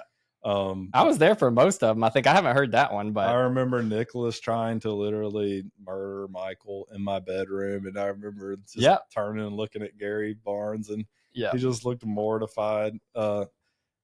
Michael Jones was like the ultimate tough guy. Like if you met Michael Jones when you were a kid, he was like, yeah, he was big. He was like your hero. Like any kid who wanted to be, all the girls liked him. He was like your hero. So just to add to his hero story, one day Nicholas Jones, his younger brother, and Nick was like a twig. Nick was the like twig, skinny like dude, the dorky little brother that everybody laughed at, and Michael was like the god. So one day Michael was always being mean to Nicholas. Nicholas just had enough of it and pulled out this pocket knife out of his knife with a blade like this long, and literally tried to stab Michael in the chest when he wasn't looking. And I just remember Michael like spinning around like a 360 in slow motion and catching Nicholas's arm in midair and like squeezing his wrist. And Nicholas just had to drop the knife, and everybody was just like, wow. And I'm just like, looking back now, I'm like, he literally would have died. Right. It was literally a knife going straight in his chest. I can attest to this because Nick was kind of a psycho. Like he would just like, he would freak out. He'd go into this other world where he was like out of body or something like that. Yeah. You never knew what he was going to do. I remember Nick swinging on me one time. I don't even remember what I did to him, but I just remember he got ticked off and he literally punched me straight in my face as hard as he could. And he hit me and it didn't do anything. And I just stood there and I was like, and he think he swung on me like 3 more times and all 3 of them hit me in the head. And I was like, dude, just give it up, Nick. Like, I remember playing football in your yard, and I had never seen any. We went to a Christian school.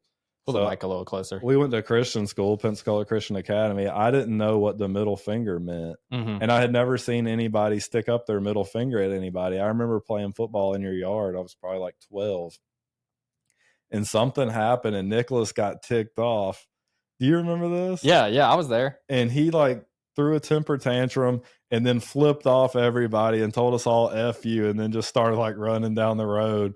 And everybody there was like, oh my gosh. And your mom was losing her mind. Yeah. And I just didn't even know what he did wrong. I was like, what is that even supposed to mean? They're like, it's really bad. I was like, how can that be bad? He just stuck his fingers out. That's just crazy that I was that oblivious that that was even like a thing. Yeah. I just had no idea. And I had to went home. I was like, what does that mean? And he told me the words. And I was like, I just still didn't get how it was a problem or how it could be bad. Mm-hmm. Yeah. But we had some. It's so weird to take all this stuff for granted. I got one. So your dad, so we used to play football out front like every single day. This is like one of my favorite stories. So my family was on 5 acres and it was adjoined to like everybody else's acreage. It was all in the family. And so there was just tons of land, but ours individually was on 5 acres. And so out front, we would play football like every single day. That's what we were doing. So we play 3-on-3. It was all of us cousins out there. And we were all probably about the same age, all boys. And your dad would drive by every single freaking day in his little box truck or whatever company he was working for. And he would drive by with his paintball gun and he'd just light us up out there. We're just casually playing football. All of a sudden you got like a barrage of bullets coming in out of the side. And he would yell losers and he'd drive by. I don't even know how he was driving, but he was driving and shooting his paintball gun out the window at the same time. We got sick of that crap. We would do it every day. And okay. I was gonna say, do you not remember the retaliation? Yeah. Okay. So we had like 3 or 4 paintball guns, and I don't think you were in it. I can't remember. I don't think you were in the truck, but we had this F-150. We were probably like 16. I don't remember. But I got out the sunroof, and then Jimmy and Jamie, that was our other cousins, they drove out the side windows, and we drove down there. I can't remember who else was in the truck. It might have just been us 3. We drove down to your dad's work truck. It was probably like a mile down the road, like got out there. We saw him out we called him Farmer John because he was so redneck. And so he would come outside and we started just lighting him up with the paintball guns and he ran inside. So we just went for that work truck. We shot that work truck with like 1,000 paintballs. The whole thing basically changed color. It was like, I don't remember. It was like some corporate truck or whatever. Yeah. We shot it like 1,000 times. He was so pissed. I was like, how can you be mad about it whenever you started it? He's like, this is my work truck. They took it to another level. Took it too far. Yeah. Yeah. He's like, they dented my work truck all up. Yeah, they weren't like little weak paintball guns. They were just they were real paintball guns. But no, I remember y'all driving in there and shooting his truck. He was so butthurt about that. Well, he should have stayed outside and let us shoot him. Yeah. I remember a lot of funny stuff with him and Jimmy and Jamie. Yeah. You were always scared to come to our house because if you came to our house, Dad was going to put you to work with some random yard task. Well, your dad had all the toys. Like, so y'all didn't have a lot of money, but your dad your dad would fix up all kinds of stuff. So you had like all this awesome equipment out there, and we would come out there, and he would get us in by like saying, hey, you guys come down and we can ride 4-wheelers or whatever. And we're like, all right, bet. And so, but the minute he gets you down there, you get to ride 4-wheelers for 5 minutes, and then you're picking up sticks on his deer plot or whatever. So like he had like free labor out there is because we'd have like all 6 of us out there picking up sticks so we could ride the 4-wheelers for 5 minutes. One of the funny stories I remember is we bought go-karts. Yeah. And my dad spent all day out there making a go-kart track in the yard. And then he told me to call Jimmy and Jamie to call them down, see if they wanted to ride go-karts. Yeah. I was like, okay. So I call them down. They come down and like they were there and like it seemed like 1 minute. They rode their bikes down to my house. And he was like, all right, y'all ready to ride these go-karts? And they were like, yeah. He said, well, first thing you got to do before you can ride them is wash all the vehicles. I was like, what? This is literally like looking back now, I'm like, he had to plan this out. He had to. Okay, so he has me and Jimmy and Jamie and my brother wash all the vehicles with probably like 2 cars, 3 cars. He goes out there detailing them. And we were detailing the cars for like 2 hours, and Jimmy and Jamie's dad called them and told them they had to come home. And Jimmy and Jamie were so pissed. I'll just never forget how mad they were leaving. They got on their bikes. They never got to ride the go-kart. Slam ball. Yeah. All right, we'll get back on the business side here in a second, but slam ball. We had so what we would do is we had a trampoline. And we would get one of those like 10-foot goals that has like the water you fill at the base, and we'd put it on top of horse feed bags because we had horses. We would stack them up like I don't know, 6 horse feed bags high or something. Then we put the basketball goal on top of that, and then put more horse feed bags so it wouldn't fly over. And we'd play 2-on-2 on the trampoline with no net. And it was always me, and so it was Jimmy and Jamie. That's my other cousins. They were all about the same age, and we play me and Jimmy versus Tyler and Jamie, and we're just dunking on each other. Most sketchy thing you ever seen in life. Olympic sport. It should be way better than a lot of the stuff I've watched on TV. Yeah. So you had to, like, when you dunk on somebody, you had to hang on to the rim, otherwise you'd like fly off the trampoline and break your neck. So every time you dunked, I remember at my house, I ended up putting up a goal onto the tree. Yeah. So yeah. That's what your trampoline was, on a pine tree, or your basketball goal was on a pine tree. Yeah. But so one time, so we were like probably 15 we were 15 or 16 when we were playing grown. This. Yeah. So we're 160 pounds, and so we had this, like, if you read the trampoline instructions, it's just like no more than one person at a time. Like we got 400, 500 pounds of dudes just jumping on this thing. And so all the springs just start shooting off, like, and so before you know it, there's like a crater on one side of the trampoline of like probably 30 or 40 springs that had just shot off. And when they shot off, we're jumping on it, trying to power bounce each other to dunk on each other. And so the springs would, I'm kidding you not, I'm not exaggerating, these things would shoot 150 feet when they'd fly off. Like they'd fly and hit almost the neighbor's house or whatever. So we probably lost 30 trampoline springs. What happens is the basketball goes underneath the trampoline, and my cousin Jamie like swings himself underneath it to get it. And when he does, the spring shoots off and hits him right in the face and knocks his front tooth out. We lost a few teeth around your house. Yeah. But what's crazy is, if he had got hit anywhere with that spring, like other than that front tooth, I think it would have like killed him or like fractured his skull or something. Like the fact that it didn't go down his throat or like in his eyeball or something was just amazing to me. But it completely knocked his tooth out. As brave as I was about doing all these random things, boy, I was scared to go to their house sometimes. Yeah. Because Jimmy and Jamie could always throw stuff super hard. And any kind of game at Jimmy and Jamie's house involved throwing some random objects at each other. So if you went up there and you signed up for Pine Cone Wars, James Coberly can throw a baseball 100 miles an hour.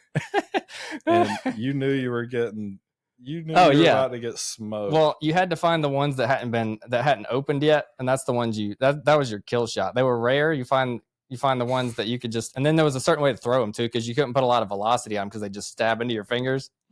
I tried to stay away from that game. I just didn't have the arm strength to. Your arm was a little weak. You could catch. I didn't have the arm strength to get involved. No, you would have lost that game. We played Acorn Wars too, like them big old acorns. We just bean each other with them. So the other game you would play at their house was clothes hanger wars at night. I guess I was brave enough to get involved in that game, because I got involved in that game probably 20 times.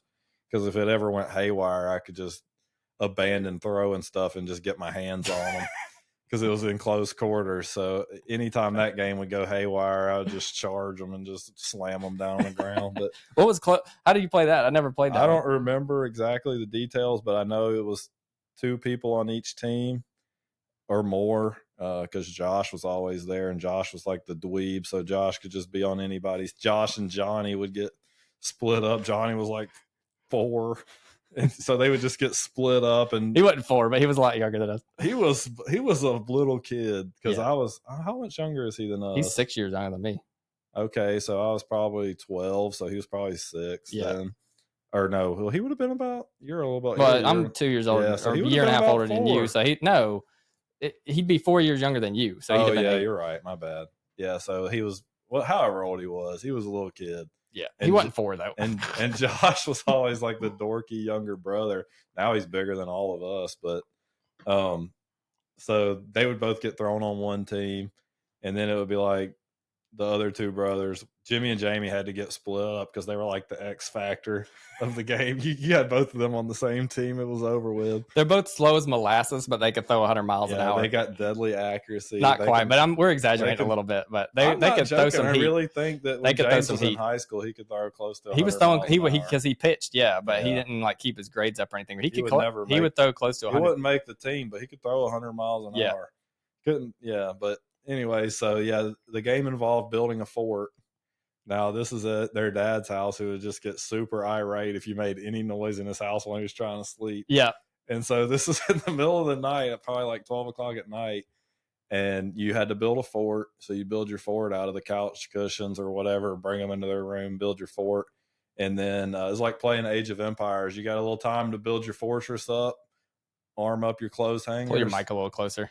And then it's wartime. So when wartime starts, you just start throwing clothes hangers. Clothes hangers used to be metal. For people that don't know, they were like made out of little wire. Yeah. Now they're all plastic, but you would get all your wire clothes hangers, and then when it was time, you would just start throwing them across the room as hard as you could at each other. I never played this. Oh, really? No. Yeah, and if you got hit in the arm, you couldn't use your arm. If you got hit in the leg, you couldn't use your leg. And this is all legit. Like, we used to do some stupid stuff. Yeah, so but eventually, like, once somebody would charge to the other side of the room and just repeatedly throw like 20 clothes hangers from point blank. And so then somebody would get mad and beat up the person who threw the clothes hangers. What's funny is we all had this mutual, like, respect for, not respect, but there was like a rule where we would never go for headshots if we were punching each other. So like, nobody would ever get punched in the face. It was always like you're just wailing on their back. It was or a whatever. fight, but it was a fight with like limits. Yeah, it's like we're all cousins here. You can hit anywhere, but no crotch shots and nobody hitting in the face. Everything other than that's fair game. It was a fight, but it was like the purpose of the fight was just to get your get back of like however you were done wrong. It wasn't to like actually beat the other person up. Like I remember I did something to James one time in the yard playing football, and he swung at my face. I don't know if you remember this, but he swung at my face, which was like something that never happened. And I like ducked under him and like slammed him on his head. And like, that was the end of it. Like, it was never any animosity. Like, I'm pretty sure we probably started playing football again. Like, right afterwards. Yeah. But yeah, the clothes hanger wars would always end after the fourth threat from Jimmy and Jamie's dad. Like, I'm going to come in there and spank y'all. And then it would just never happen. And then we'd hide for like 5 minutes while he was screaming. And then we'd come right back out and clothes hanger war would start back. We're pretty sure he's asleep. These clothes hanger wars. Because he would work, I think, nights, graveyard. And so he'd be asleep in the day. Oh, yeah. He'd be pissed. I was always scared of their dad a little bit. Like, because he was just, he would freak out. But like, he was the opposite of my dad. My dad was all about like some corporal punishment. Your dad was psychotic. We never received any corporal punishment at Jimmy and Jamie's house. It was just verbal. Yeah. So it was just like, keep going. But yeah, so that was always, I would always get, call my mom at like 12 o'clock in the night, come pick me up. They won't stop. Because I was all about I never heard this side. I thought it was just me. No, I was all about some clothes hanger wars for like maybe a couple hours. Yeah. But then eventually, like, I would get ready to like chill out, but it just seemed like Jimmy and Jamie could just go forever. I'm like, when do y'all sleep? Right. It was just, I don't even know what, like, I'm sure there's some TV show that's like similar to the way their house was, but it was absolute insanity. So my sleepovers at their house, I literally be lying if I think I ever made it throughout the entire night. Like, I just don't think it ever happened. Maybe once we got older and we started playing video games, maybe that would have like put us to sleep at night. But when I was a kid, I don't think I ever made it through the entire night. My mom was like, I'm not coming up there to get you anymore. I was like, all right, I guess I'm not going then, because I can't make it through the whole night. But they'd be like, don't go. They try and talk to you. Yeah. Don't leave. I'm like, I can't take it anymore. I have to leave. I was like, I'm ready to go to bed. They're like, we'll stop. So I'd stay there for another 30 minutes. It never stopped. Eventually, you just had to leave. I remember walking home one time.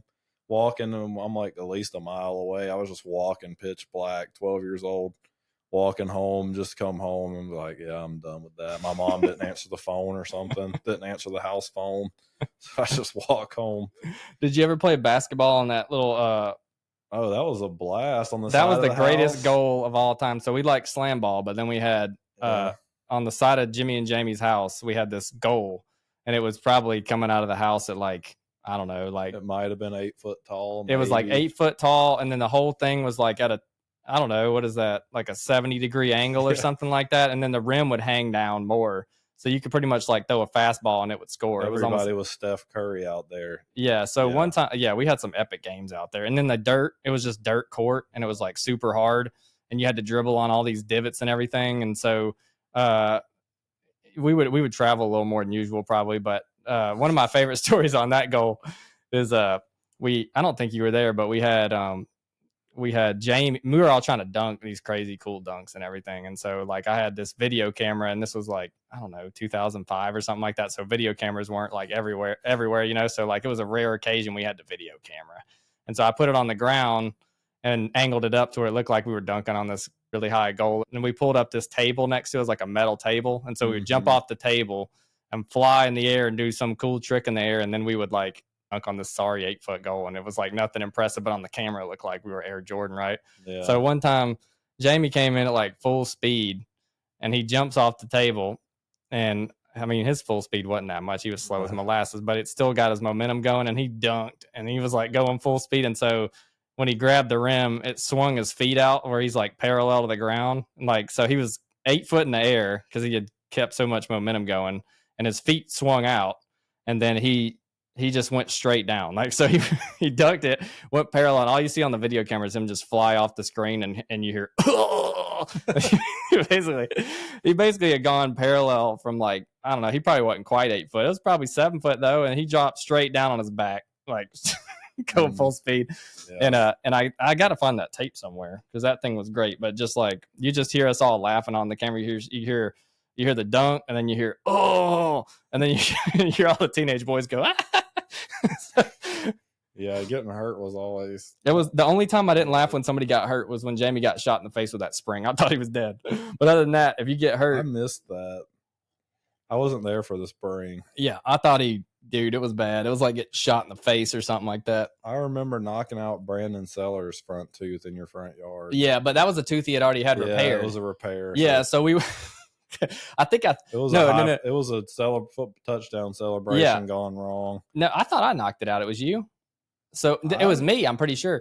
So what happened? You were there. No, you were there. I thought we both jumped up and I hit him. Maybe it was you. I can't remember. This is a long time ago.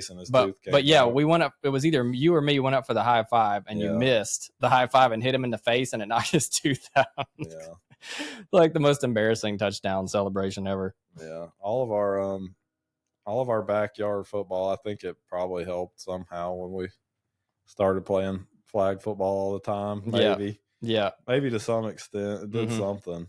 A lot of my funny stories are all about abusing Travis because me and my friends just used to when I used to tell stories at work about stuff we used to do to Travis, all the construction workers just couldn't believe it because Travis is like their god.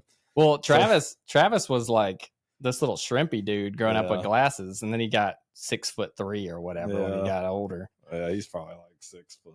Yeah, I don't know. He looks tall to me. He probably he's so skinny. He's up there. He might be 6'1". Yeah, but yeah, I swear he grew 2 foot in 11th grade because he went from being the smallest kid in the school to being one of the taller guys. Yeah, but it didn't stop us from abusing him. Yeah, yeah, I remember putting him in the trash can at the school, just stupid stuff like that.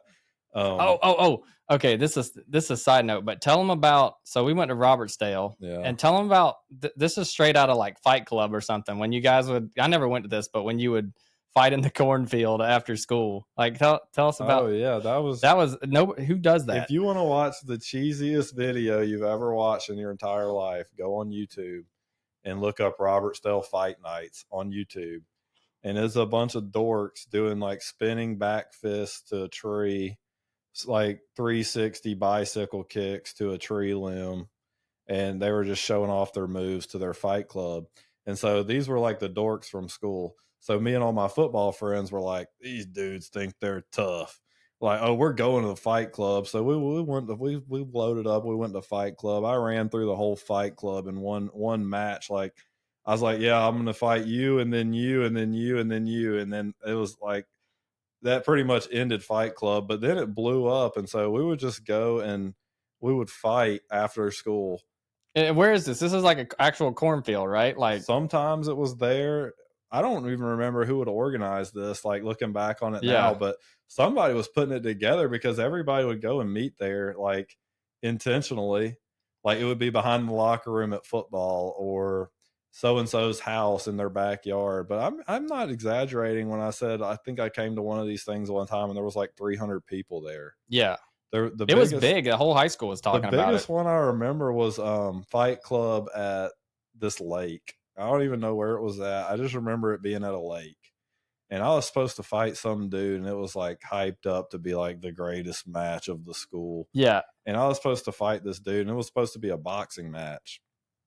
He was a boxer. I had done some boxing. We were supposed to go and have this boxing match. Well, we get there, and the guy that was supposed to bring the gloves forgot to bring the gloves. And I get there, and there's like 300 people there, and I'm like, well, we could just do it without the gloves. And so we get there, and we have a boxing match without gloves on. So basically bare knuckle boxing, but without any wraps or anything. Yeah. And I beat the heck out of this dude. But he hit me with some good shots too. And I remember I had a soccer game that night.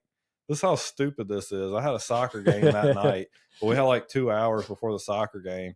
So I remember pulling up to the soccer game, and I had like 3 gashes, one on over my eye, one on my chin, and one on my cheek that definitely needed stitches.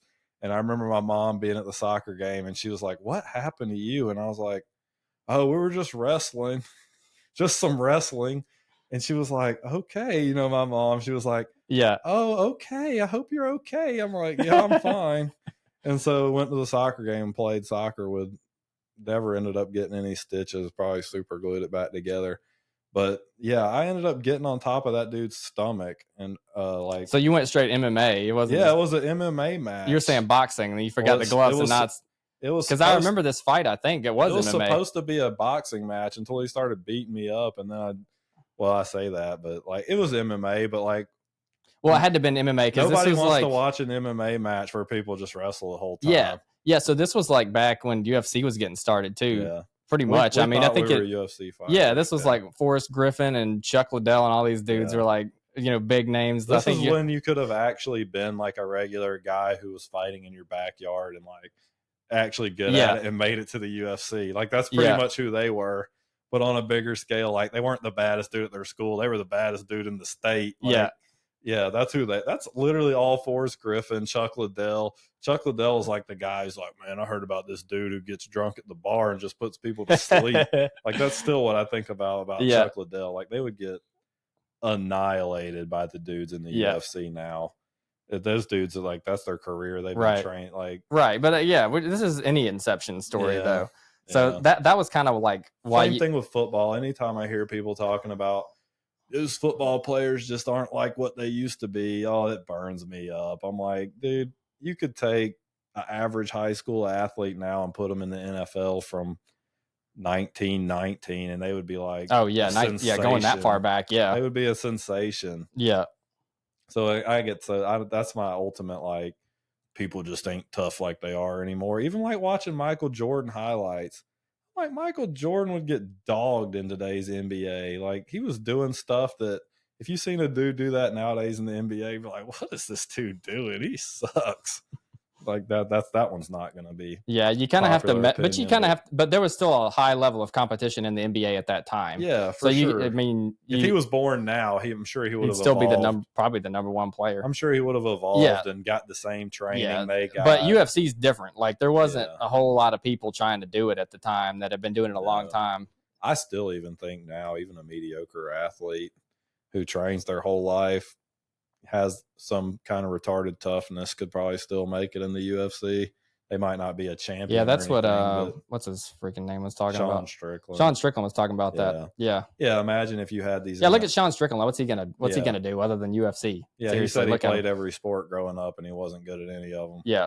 Like imagine if you had these NFL caliber athletes training their whole life. Man, they would just annihilate everybody now. Mm-hmm. The only guy you've ever seen it like who's a professional athlete caliber is probably John Jones. Mm-hmm. All of his brothers are in the NFL, but he was never good enough. And so he never focused on football. And look, he just undefeated, never even had one close fight in his entire career. And it was because he was out at the bar until 6 a.m. and came straight to the fight and still just walked through everybody. So you get a guy like that who was actually dedicated, they'd probably walk through everybody. Mm-hmm. And all the guys who've been training to fight their whole life are going to be like, no, that's bullcrap. But no, it's not.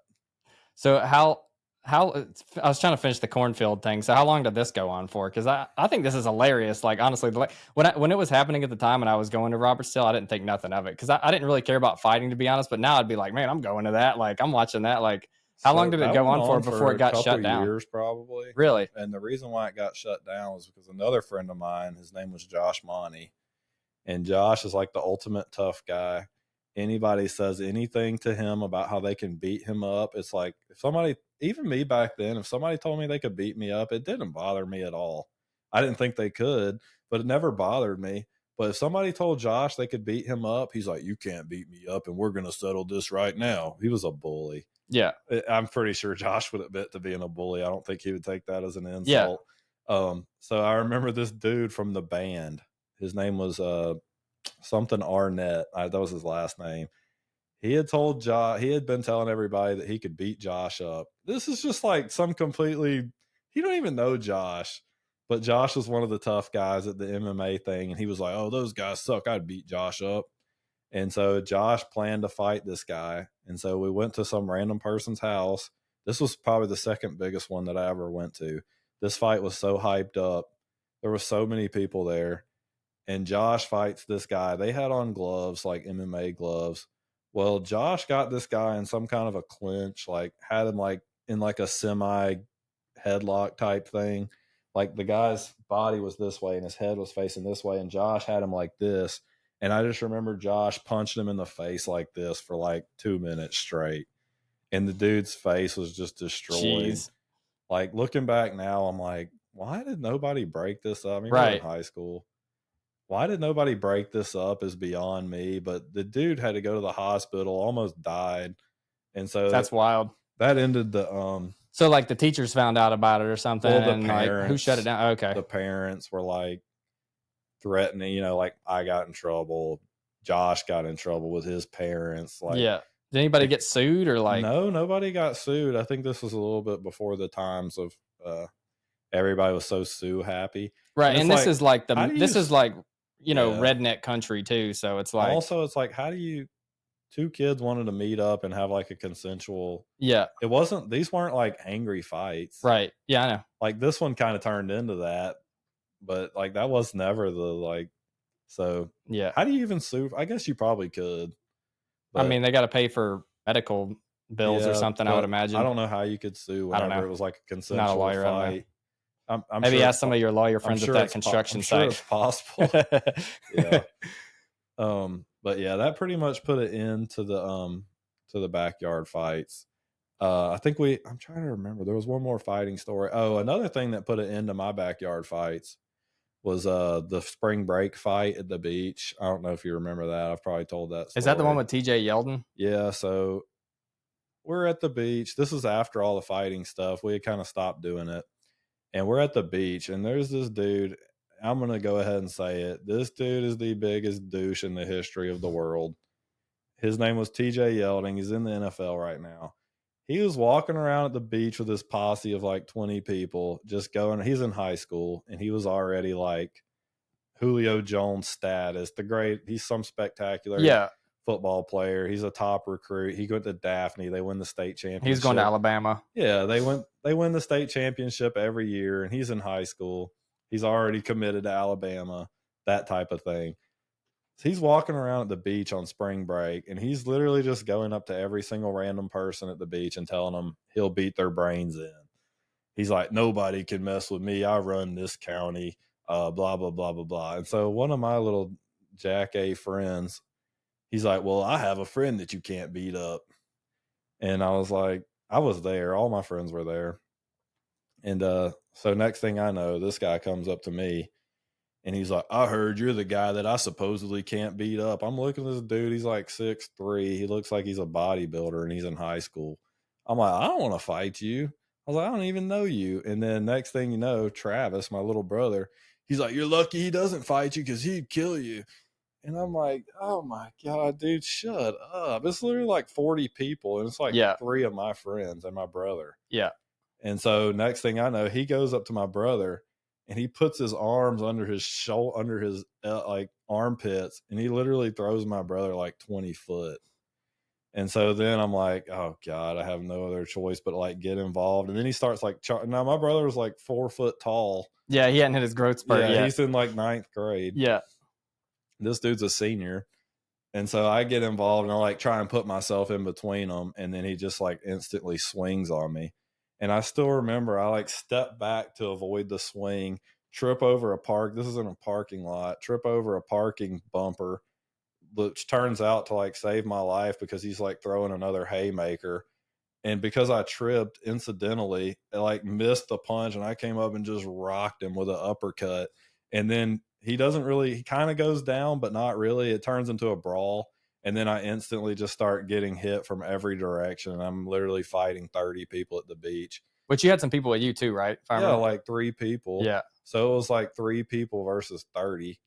And then it just turned into this big brawl and we all got in trouble. And he almost lost his scholarship to Alabama over the whole Really? thing because it was like his 5th fight. Mm. And like they arrested him because they said he started the whole thing. Mm-hmm. This to show you how small of a town it is. They literally let him call me on the phone and they were like, if you don't want to press charges or like if you guys work out y'all's differences, we'll just let everybody go. And so like literally we're at the police station and we're like, I'm fine with everything that happened. He's like, yeah, I'm fine with everything that happened. And they just let us all go home. A bunch of people got tased. That was the most exciting thing of the whole fight was hearing every single one of my friends' different story. Travis has one of the best stories, my brother. He said, I had long hair, just about like it is now, honestly. He said a guy had me by my hair and was punching me in the back of the head while I was fighting the other guy. And he said he came up behind the guy and kicked him in the nuts as hard as he could. And he said this dude played at Alabama too. He was the offensive lineman. He's like 6'8". And my brother said he kicked him in the nuts as hard as he could. And he said it was like a perfect nut shot. And he said the dude didn't even turn around. And so he said he backed up and he ran. And he said he jumped and he punched him in the back of the neck. He said he was trying to get him off of me. And he said when he punched the dude in the neck, the dude just turned around. He says it was like slow motion. He said the dude let go of my hair. And he said these dudes just came after him and he started running and the dude started chasing him full speed. And he said he got away by like running around in circles around a car or something. And then another one of my buddies, his name was Greg McElroy. I could tell endless stories about this dude. He was just one of the craziest people you've ever met. He said he punched somebody in the back of the head too that was punching me. And then he said he turned around and started chasing him. He said he saw the police. And so he was like, I'll make a run for the police.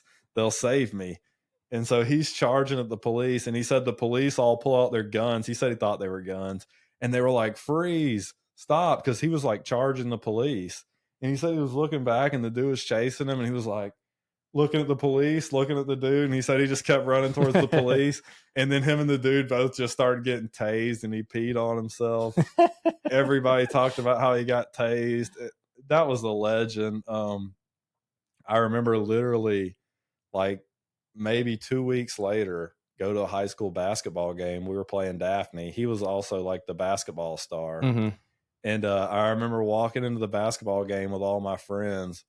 And it was like this big like thing, like we were staring at each other when we walked. Like he was looking at me, and he was playing. He was getting warmed up for the game, and then the basketball coach for Robertsdale was like, "All right, Roy Jones Jr., don't come over here trying to bring your backyard brawls to the basketball game." And like that was just the end of it. Nothing else ever.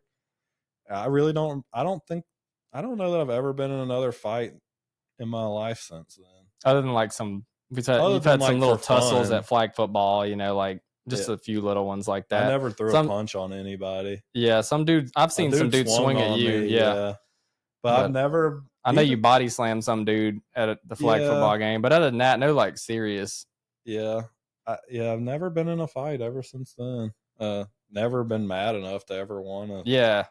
I wasn't even mad when I used to get in those fights. You don't really get just for fun. Yeah, you don't really get mad. Yeah, I'm good at getting other people mad. Yeah, you're definitely good at that. That's for sure. But yeah, instigator. I was mad when I slammed that guy at flag football. Yeah, but I wasn't mad enough to like keep doing anything about it after I slammed him. It was just like it's like settled. You've played, you know how it is. This dude straight up elbowed me in the face intentionally, like multiple times. The first time he did it, I was ready to like chalk it up to an accident. Second time he did it, I was ticked. Yeah. The third time he did it, I was like, no, I'm done with this. And freaking, I mean, I rocked that dude. And that was the weirdest thing because he was from New Orleans. We were playing a New Orleans team. You know exactly how that goes. Yeah. Every single dude on that team they just say the craziest stuff you could ever imagine. So I'm thinking as soon as this happened, there's going to be some retaliation.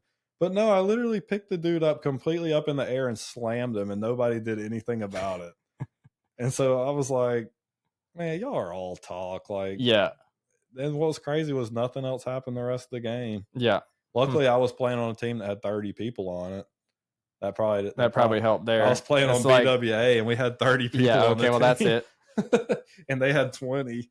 So that was like any other time, I would have been on the team like with you, with all the other white guys. It would have been like 7 of us. We're playing on both sides of the ball. There wouldn't have been any slamming going on. I can tell you that. And we're talking about flag football. Like, it seems like a soft sport, but we play it at the pretty high level, and it gets kind of violent at times, like in terms of, I mean, heck, I've had my collarbone snapped in half. Joey got one of the most brutal hits in history playing flag football. Yeah, we play all over the place, or we used to. Tyler still plays, but yeah, it can get kind of savage at times. Like, I've definitely gotten my clock clean a couple of times. I'm thinking about giving it up. Oh, really? Not because I don't like playing. I still love playing. I've just gotten very discouraged of like I want to find like some sports that you can do with less people.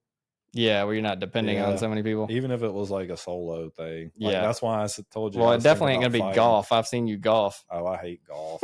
I hate any sport where you're not moving around while you play. Yeah, no, I get that. It's not a sport. It is a sport, but it's like. Well, you're either going to have to do. And I'm not good at You're going to have to either fight or you're going to have to do tennis. I don't know what else there is. Like, everybody tells me I need to play racquetball. Or I just don't like racket sports. I can't get into them. Everybody tells me I need to play what's the stupid paddle sport everybody plays? Pickleball. It's pretty fun. Yeah, I don't like racquetball and I don't like tennis, but I like pickleball. Okay. Yeah, everybody T Sutton, a friend of ours, he's like a semi-professional pickleball player. Well, T Sutton is Cortland Sutton's dad. Yeah. Yeah. So he's an athlete. Yeah. Every time he sees me, he's like, dude, you would be the greatest pickleball player. You'd be pretty good. I'm like, why? I don't know, though. He's like, I don't know why. He's like, I just think you would. You have, like, I don't know what it is, but you don't have much stretch. I feel like you need to be able to stretch to do that. Yeah, maybe. That's just his logic. He's always trying to talk me into playing. Yeah. But I'm like, I don't think I'd be good at that. I'm not really that good at sports where you hit balls and stuff like that. Yeah. Well, I'm waiting on you to do a fight. I'm gonna keep pushing that because I would do it. Yeah. Well, that's all I think about these days too, is like, how am I going to get hurt? How am I going to get hurt doing this? So I'm like, at this point, I'm just ready to play some volleyball or something because I like volleyball and I don't ever get hurt playing. You want to know the dumbest reason why I want to fight is because every fight I've ever been in my entire life, whether it was like, we used to actually do boxing. We went to Larry Downs. Yeah, I remember that. And I had some like practice fights there. I have never been hit and it hurt. Never. I mean, I've probably been in 10 fist fights and I have never been hurt in a fight. And obviously, I guess I'm fighting against like, some bums. So, but to me, I'm like, I can freaking take a punch. I'm going to go in there. Maybe you can. You never know till you try it. Yeah. You're right at the end of it. You could still make a good run. No, I could make like a few amateur fights. Oh, yeah. That's all I mean. I'm not saying you do anything professionally or anything, but you can make a good run. It'd be fun to watch. I want to come out there. I don't want to end up like our cousin and have a hand that doesn't work for the rest of my life. Right. Yeah. That's what concerns me too, is like, I don't know. I've always taken good care of my body. I don't think I punch hard enough to do that to my hand.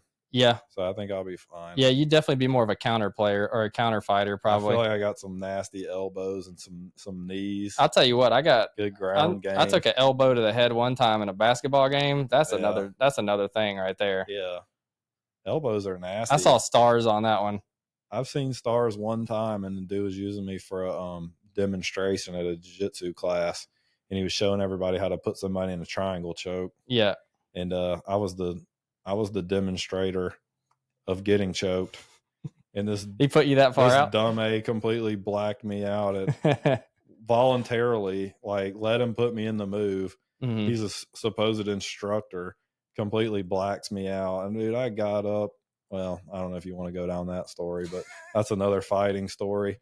This dude's the instructor at a jiu-jitsu gym in Summerdale, Alabama. Mm-hmm.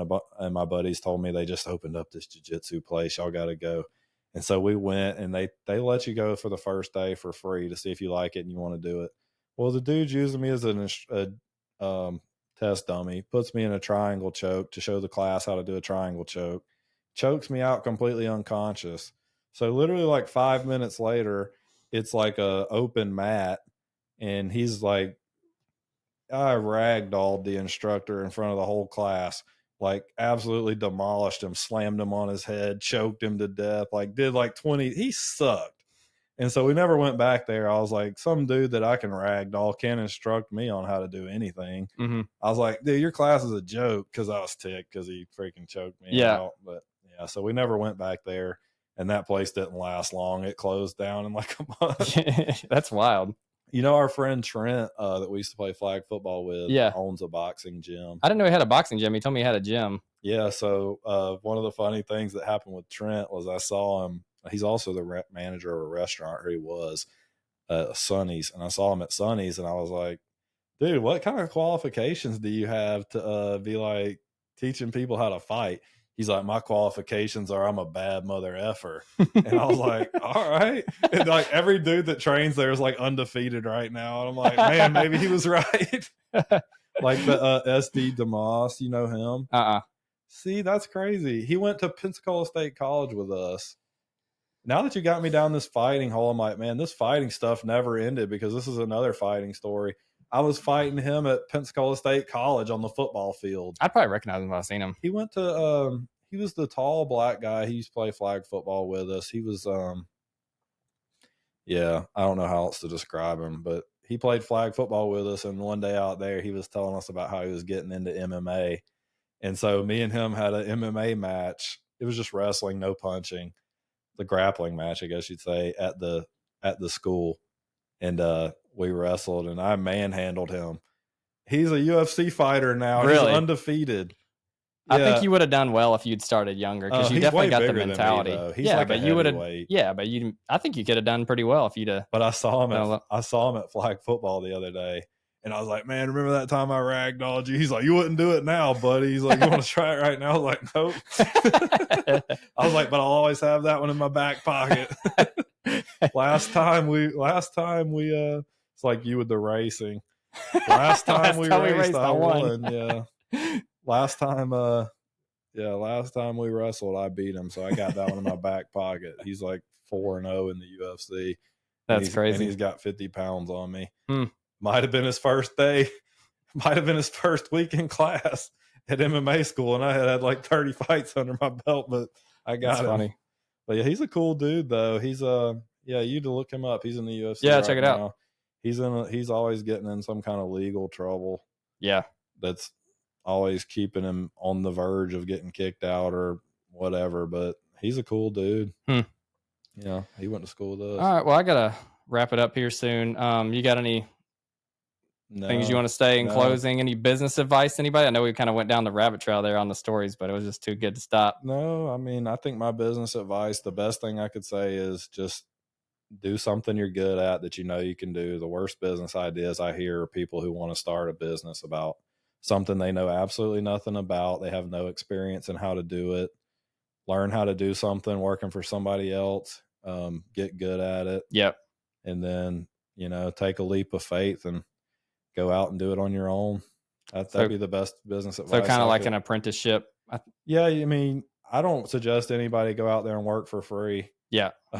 Go out there and get a job doing what you want to do, or at least something in the same field. Mm-hmm. Get some hands-on experience. I guess I'm speaking more from like a knowledge of how to do the job standpoint. Well, I think anybody needs to learn under somebody that runs a successful business. It doesn't matter what it is. It'd be the most simple thing ever. You need to learn some business knowledge. Yeah, learn it from an actual. Because you don't learn it from school.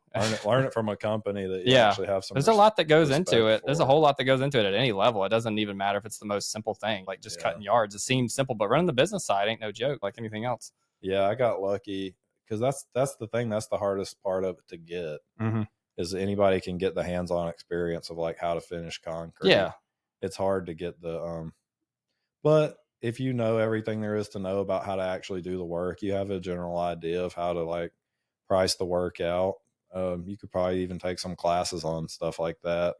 But yeah, that would be my biggest suggestion. Like somebody was telling me and you the other day they wanted to get into the epoxy business. Yeah. And I asked her, have you ever done any epoxy?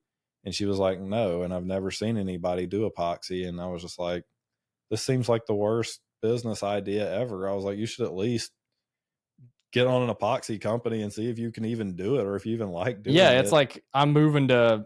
California. Have you ever lived in California before? Like, just go test it out first before you're like, I want to go here. It's the same thing with Yeah. moving, even, take it down to its basic level. I mean, that's kind of what you're talking about. Yeah. The same guy that I was talking about earlier, Eli Miller, the guy that I worked for, he said to me one time that like you need like 3 years of like good experience. Like he said, after you've been doing something for 3 years, you're either going to be able to master it or you're not. And it's like, so I think 3 years is a good, you can really learn 99% of everything there is to know if you're really invested and hands on for 3 years. And if you get the right person kind of showing you Yeah, what's if you going got- on behind the scenes too. Yeah, you can't be the blind leading the Yeah. blind. So I think it's kind of what I talk about a lot on this show is experience, and then save up that money too. Because Yeah. you talked about how you did that, That's my other advice. Don't go into debt if you can. Yeah, I agree. Yeah, because then you have when you have not as much to experience lose. and you've got 10 years on you, take out some debt if you'd like to, because you know what to do with it at Yeah. that point. But if you're starting out, don't experiment with other people's money, because that's what most people are doing when they start out. They're experimenting with $50,000 or whatever. Don't buy stuff you don't need. Yeah. Rent stuff, especially in the construction. This stuff breaks. Yeah. All the time. When you're big, you don't have a mechanic. These big companies have a mechanic, multiple mechanics, 24/7, fixing all the stuff that breaks. When your stuff breaks, it costs you a fortune to fix it. You don't have it to use it. Don't buy some piece of junk, piece of equipment, and think like, okay, it's gonna get me by for now. No, it's always gonna be broken. You're gonna spend a fortune on maintenance, repairs, rent stuff. Rent stuff by the job. If you need a job, put it in your job. If they don't have enough money to pay for you to rent this equipment, then your price is too cheap anyways. Now, how do you do your pricing for your rentals? Do you just pass down the rental fee and then add some for going to get it, or like? So at this point, I own everything that. But we when use. you're giving advice on renting, like how did you do it in the past? I mean, let's just say I think the job's going to take me a week, and I need a skid steer for a week, and a skid steer is $300 a day to rent.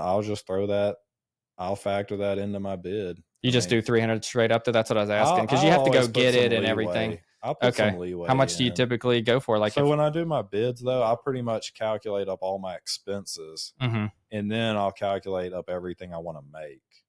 So if I'm just tracking all my expenses, I will just legitimately track how much it's going to cost me.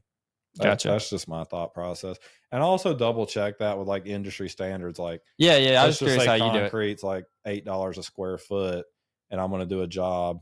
I'll double check it like that. I'll say like, okay, well, by factoring up all my expenses and then what I want to make, I'll compare that to what does it look like industry standard is $8 a square foot for this job. They're usually pretty close. And if they're not close, you know that you did something wrong and you need to take a closer look at what you did. Yeah. Maybe even try and figure it out a third way. There's a lot of different, like there's another way you can figure up jobs. Just in this industry, it's take your expenses and just multiply them by 3. And that's usually going to be your total job cost by the time you, and that sounds like the most, when you say expenses, are you talking about not like your labor, not just your labor, material just expense. Okay, just clarifying, because sometimes people say expenses and they're like my labor just your and material expense. Okay. So let's just say you're going to, so you just take your material expense, multiply it times 3. That seems like the simplest. No, I love simple stupidest way. No, I will do it in the most complicated way. Like, especially let's say you're doing some crazy big job. A tiny little thing could make it to where you did that job and didn't make anything. So I'll honestly do it 3 ways. I'll take my material times 3 it. I'll check it by that. I'll check it by taking what I think my expenses are going to be and what my labor is going to be and what I want to make. And then I'll take it. I'm trying to remember what the other way that I was just telling, the industry standard, just your square foot, just your simple takeoff. Like there's 500 square foot of concrete, 300 yards of dirt needs to be moved. And all those things have standardized prices. And I guess I learned those standardized prices by being in the industry, but honestly, you could probably even Google it. Like, what is an average square foot of concrete going for in Pensacola, Florida? And you take all 3 of those ways and just double check yourself. So how do you know from your personal experience, let's say you bid something out at the industry standard and you don't make any money on it. How easily is it for you to determine what actually caused the reason that you didn't hit what you wanted to hit on it? Like, for example, Yeah. a lot of guys will bid it out correctly, but then they don't really know, like their business is just a What went cluster. wrong? Like, it's just like they don't operate at near the level of efficiency as like you're talking about, you know? So how do you determine? I think the biggest thing is a lot of people start these companies and then they're not even hands on. So like I can think of, I'm not going to call anybody out, but I know companies that start up, somebody that starts up just like me. And I'm not saying I'm doing it the right way, because there's definitely times where I'm like, I need to be less involved. Mhm. But I know at the beginning, you definitely have to be involved if you want it to succeed. Yeah. So I know people that have started up companies, literally just throw people out there and just start doing work. The work's terrible. You're redoing jobs and you really don't even know where things went wrong because you might not even know how to do it. So I think if you're hands on, you can keep a pretty good track Yeah. of like me and my brother talk about it all the time. I'm like, not to get too specific, but doing curbs. I still to this day cannot figure out how anybody in concrete makes money doing curbs. Hmm. It's a super common thing. It's some things people have entire businesses where all they do is curbs.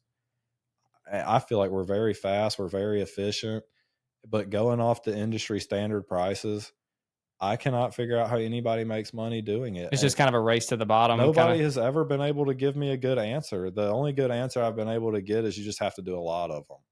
Like, and I don't even think that's a good answer, because I'm like, it wouldn't matter how many we did. We're not making any money per foot because you charge by the linear foot on Mhm. curbs. I can't figure out how anybody makes money doing it. We're super efficient at it. I've never seen another crew of 6 people be able to do the same amount of linear foot as we can. I've seen crews with 30 people be able to do more than we can in a day, but I've never seen another crew the same size as ours be able to do the same linear footage as us and have still never made money off of. I mean, we've made money. Well, it's probably just a lot of people aren't making money, but the owner's making a check, at least for doing the actual work himself. Yeah. Like, you might know what the actual money is that you need to make, but they still feel like they're making, because that's a lot of owners too. Yeah. Like, they're working for 40 grand a year or whatever, you know, and it's just like there's Maybe. no Yeah. There's no profit. overhead. There's no profit, but You're they're not just losing money. yeah. You're not losing money. We don't lose money when we do curbs, but if there's stuff I can do where I'm making more money, it's insane for me to not go do that and go do curbs. Mhm. But you get into like, How long does a curb take? I Is it mean, like a high it volume just type of depends thing? how many foot you're doing. Yeah.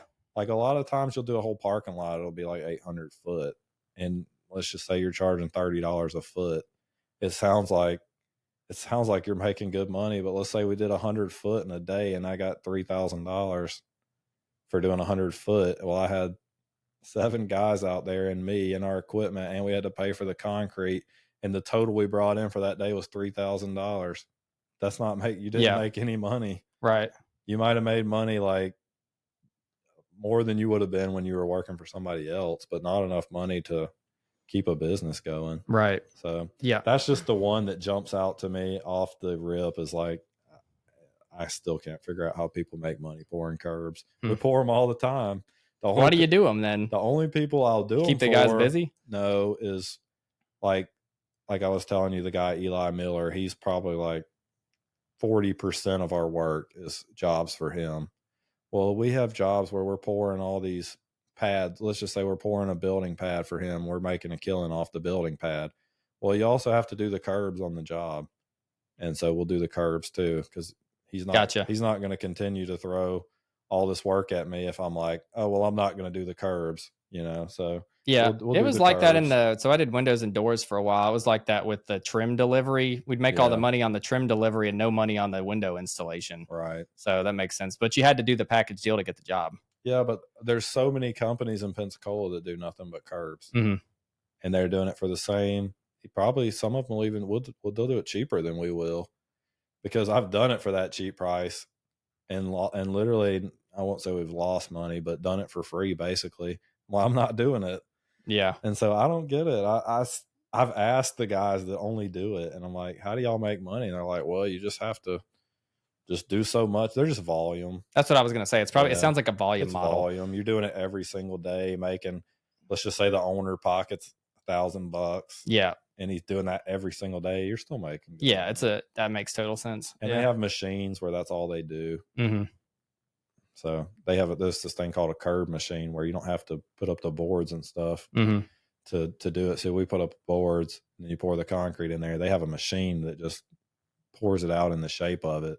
Super inefficient, but I guess that saves them some money. I guess, but I still can't figure out how they make money. That's literally the only thing in my line of work that I can think of that I see people doing all the time that I can't. That everything else is easy to make money. Mm-hmm. Something else. I know we're trying to wrap it up, but something that gave me the confidence to start my business was looking at everybody who owned a business. I was like, I know I'm smarter than this guy. I know I'm more driven than this guy. I know I have more integrity than this guy.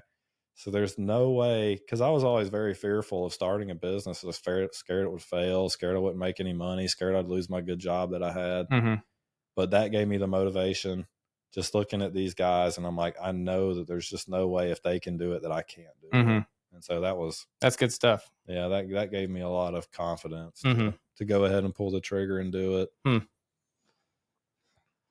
All right. Well, how can everybody get a hold of you if they're interested in following you? I know you're not on much, really. I mean, I think you got your personal account. You don't have any business stuff. I know you're gonna hate this. I don't have any Google pages. I mean, if you're staying busy, but you do like a lot of commercial contracts, right? So I don't think it's as important for that as, it's more connection based, what you're talking about. Everything. Whereas a lot of the guys that I'm talking to, like, if you're doing a lot of residential, you need good Google reviews, I think, and a good funnel. I don't see how anyone in residential can stay busy. Well, I'm talking about for like lawn care is my typical market, but you're talking construction. Yeah, I'm talking construction. I don't know how. I don't know. I don't know how you could run a crew our size and work every day, because you would just have to. You knock these residential jobs out in like 2 days, right? I don't know how you could just. You would have to be advertising online. Because the word of the mouth thing wouldn't take you far. Yeah, I can nuance what I'm talking about. Yeah. Most of the time I'm talking about a certain business model. Yeah. And I know there's a lot of different other models too. And I've seen a bunch of them in like companies that grew really fast on the stock market too. They have an entirely different model than like construction or green industry or whatever, but just got to find what works for you. Everybody markets or brands to a certain extent. I mean, you might be the marketer linchpin, since your connections is what holds everything together. Yeah. But you have it in one way or another. Yeah. Bringing Travis on was another good thing, because he has a lot of connections. So believe it or not, that race car world, you were talking about his race cars, Travis brings in most of the residential work that we do, and it's all of his race car friends. Yeah. They always want to shed a shop to work on their that makes sense, to work on their race cars. And it sounds crazy, but their race car page has 15,000 people on it. I'm not exaggerating when I say 99% of them have a mechanic shop in their backyard. Sense. So we pour their slabs for their car garages. That's interesting. They need a driveway to drive there. So would you say that that's probably the most important thing in your business is your networks? Networks. I talk about that a lot, and it's more important in certain industries than others, but I think it's important at every level. Is eventually your brand or your network gets so big that people come to you, and you're not out there looking for everybody. And same with employees too. The bigger your brand is, the more you're going to attract people. Yeah, we've never done any advertising other than posting on Facebook. And that's not. I wouldn't even call that advertising, because I've never gotten a job based off of a Facebook post. I just post stuff that we've done just so that friends and family can see it, and then maybe just off the odd chance that somebody needs like a residential job. I probably have gotten a few jobs like that. But I just posted just most of the time just so that people know what's going on. And I like to look back at the memories on Facebook and stuff. Like stuff will pop up where I'll be like, it seems like a different world when it pops up. Especially now when you have kids, it's like a whole different world. Like, oh, remember when we had no stress and no responsibilities, and we didn't have to. The baby wasn't crying until 3 a.m. Like, nope, I don't remember that. I'm like, yeah, me neither. But you remember it when you look at that memory on Facebook, right? Well, I think I was more asking like I think you're hilarious with all your experiences and everything. Is there any place where people can like follow you or anything? It wasn't necessarily for business sake. Just because you're kind of on and off on. I'm on Facebook and Instagram. Facebook's just John Tyler Vaughn, and my Instagram's, don't get me started on this, but it's at TV on the radio. rap name back when my rap career was blossoming. But Well, yeah, because my initials are TV, and we were yeah, making songs, so it was TV on the radio. Really, yeah. really thought I had a banger there, I always but wondered about that. I never thought I put it changed together. it. Yeah. Well, hopefully you start making some content because I think this was pretty good. You're definitely a unique guy. If you don't follow my reels, I'm famous on Facebook. I have a reel with like 8 million views. Do you really? Yeah. I didn't know that. The Mr. George audio. I videoed one of my guys trying to swing a sledgehammer and put the Mr. You've seen the Mr. George? No, I don't even know what that is. It's like, hey, Mr. George, the new guy is no good, man. Need to fire him. Need a new worker. You never seen that? No. It was like the most viral. I don't get on Facebook much. Okay, I hate so Facebook. I just took that audio and put it on a video of one of my guys trying to drive a stake into the ground. It got like 8 million views and it had like hundreds of death threats. It was the craziest thing ever. Wow. All these random people were messaging me, threatening to kill me because of that, because they said I was making fun of him. So the internet's weird. But it really is. yeah. You'll have to go watch that video though. It's on my reels. Yeah, I'll check it out. Yeah. Well, you definitely should start posting more stuff because this stuff's hilarious. And I think more people want to see it, but we'll see. After doing this, I think this is your first podcast you've done. So after doing this, maybe you'll start your own, and I don't know. Yeah, you definitely feel like a deer in the headlights with I don't know, something's just weird about talking with the headset on. Yeah, with the headset, and you got the lights too, which we haven't got all that situated perfectly. We're working on it, but we definitely got some studio lights. Better at it the more you do. Yeah, I don't have much time to come out here. I'm not blaming you. I'm saying that's how I feel. I feel like a deer in the headlights. Like, oh yeah, me too. Like I've been doing this a long time, so I forgot about it. Even before we started the podcast, I still meet with clients and have lights. We still do lights for that, and so just having that on you it's weird.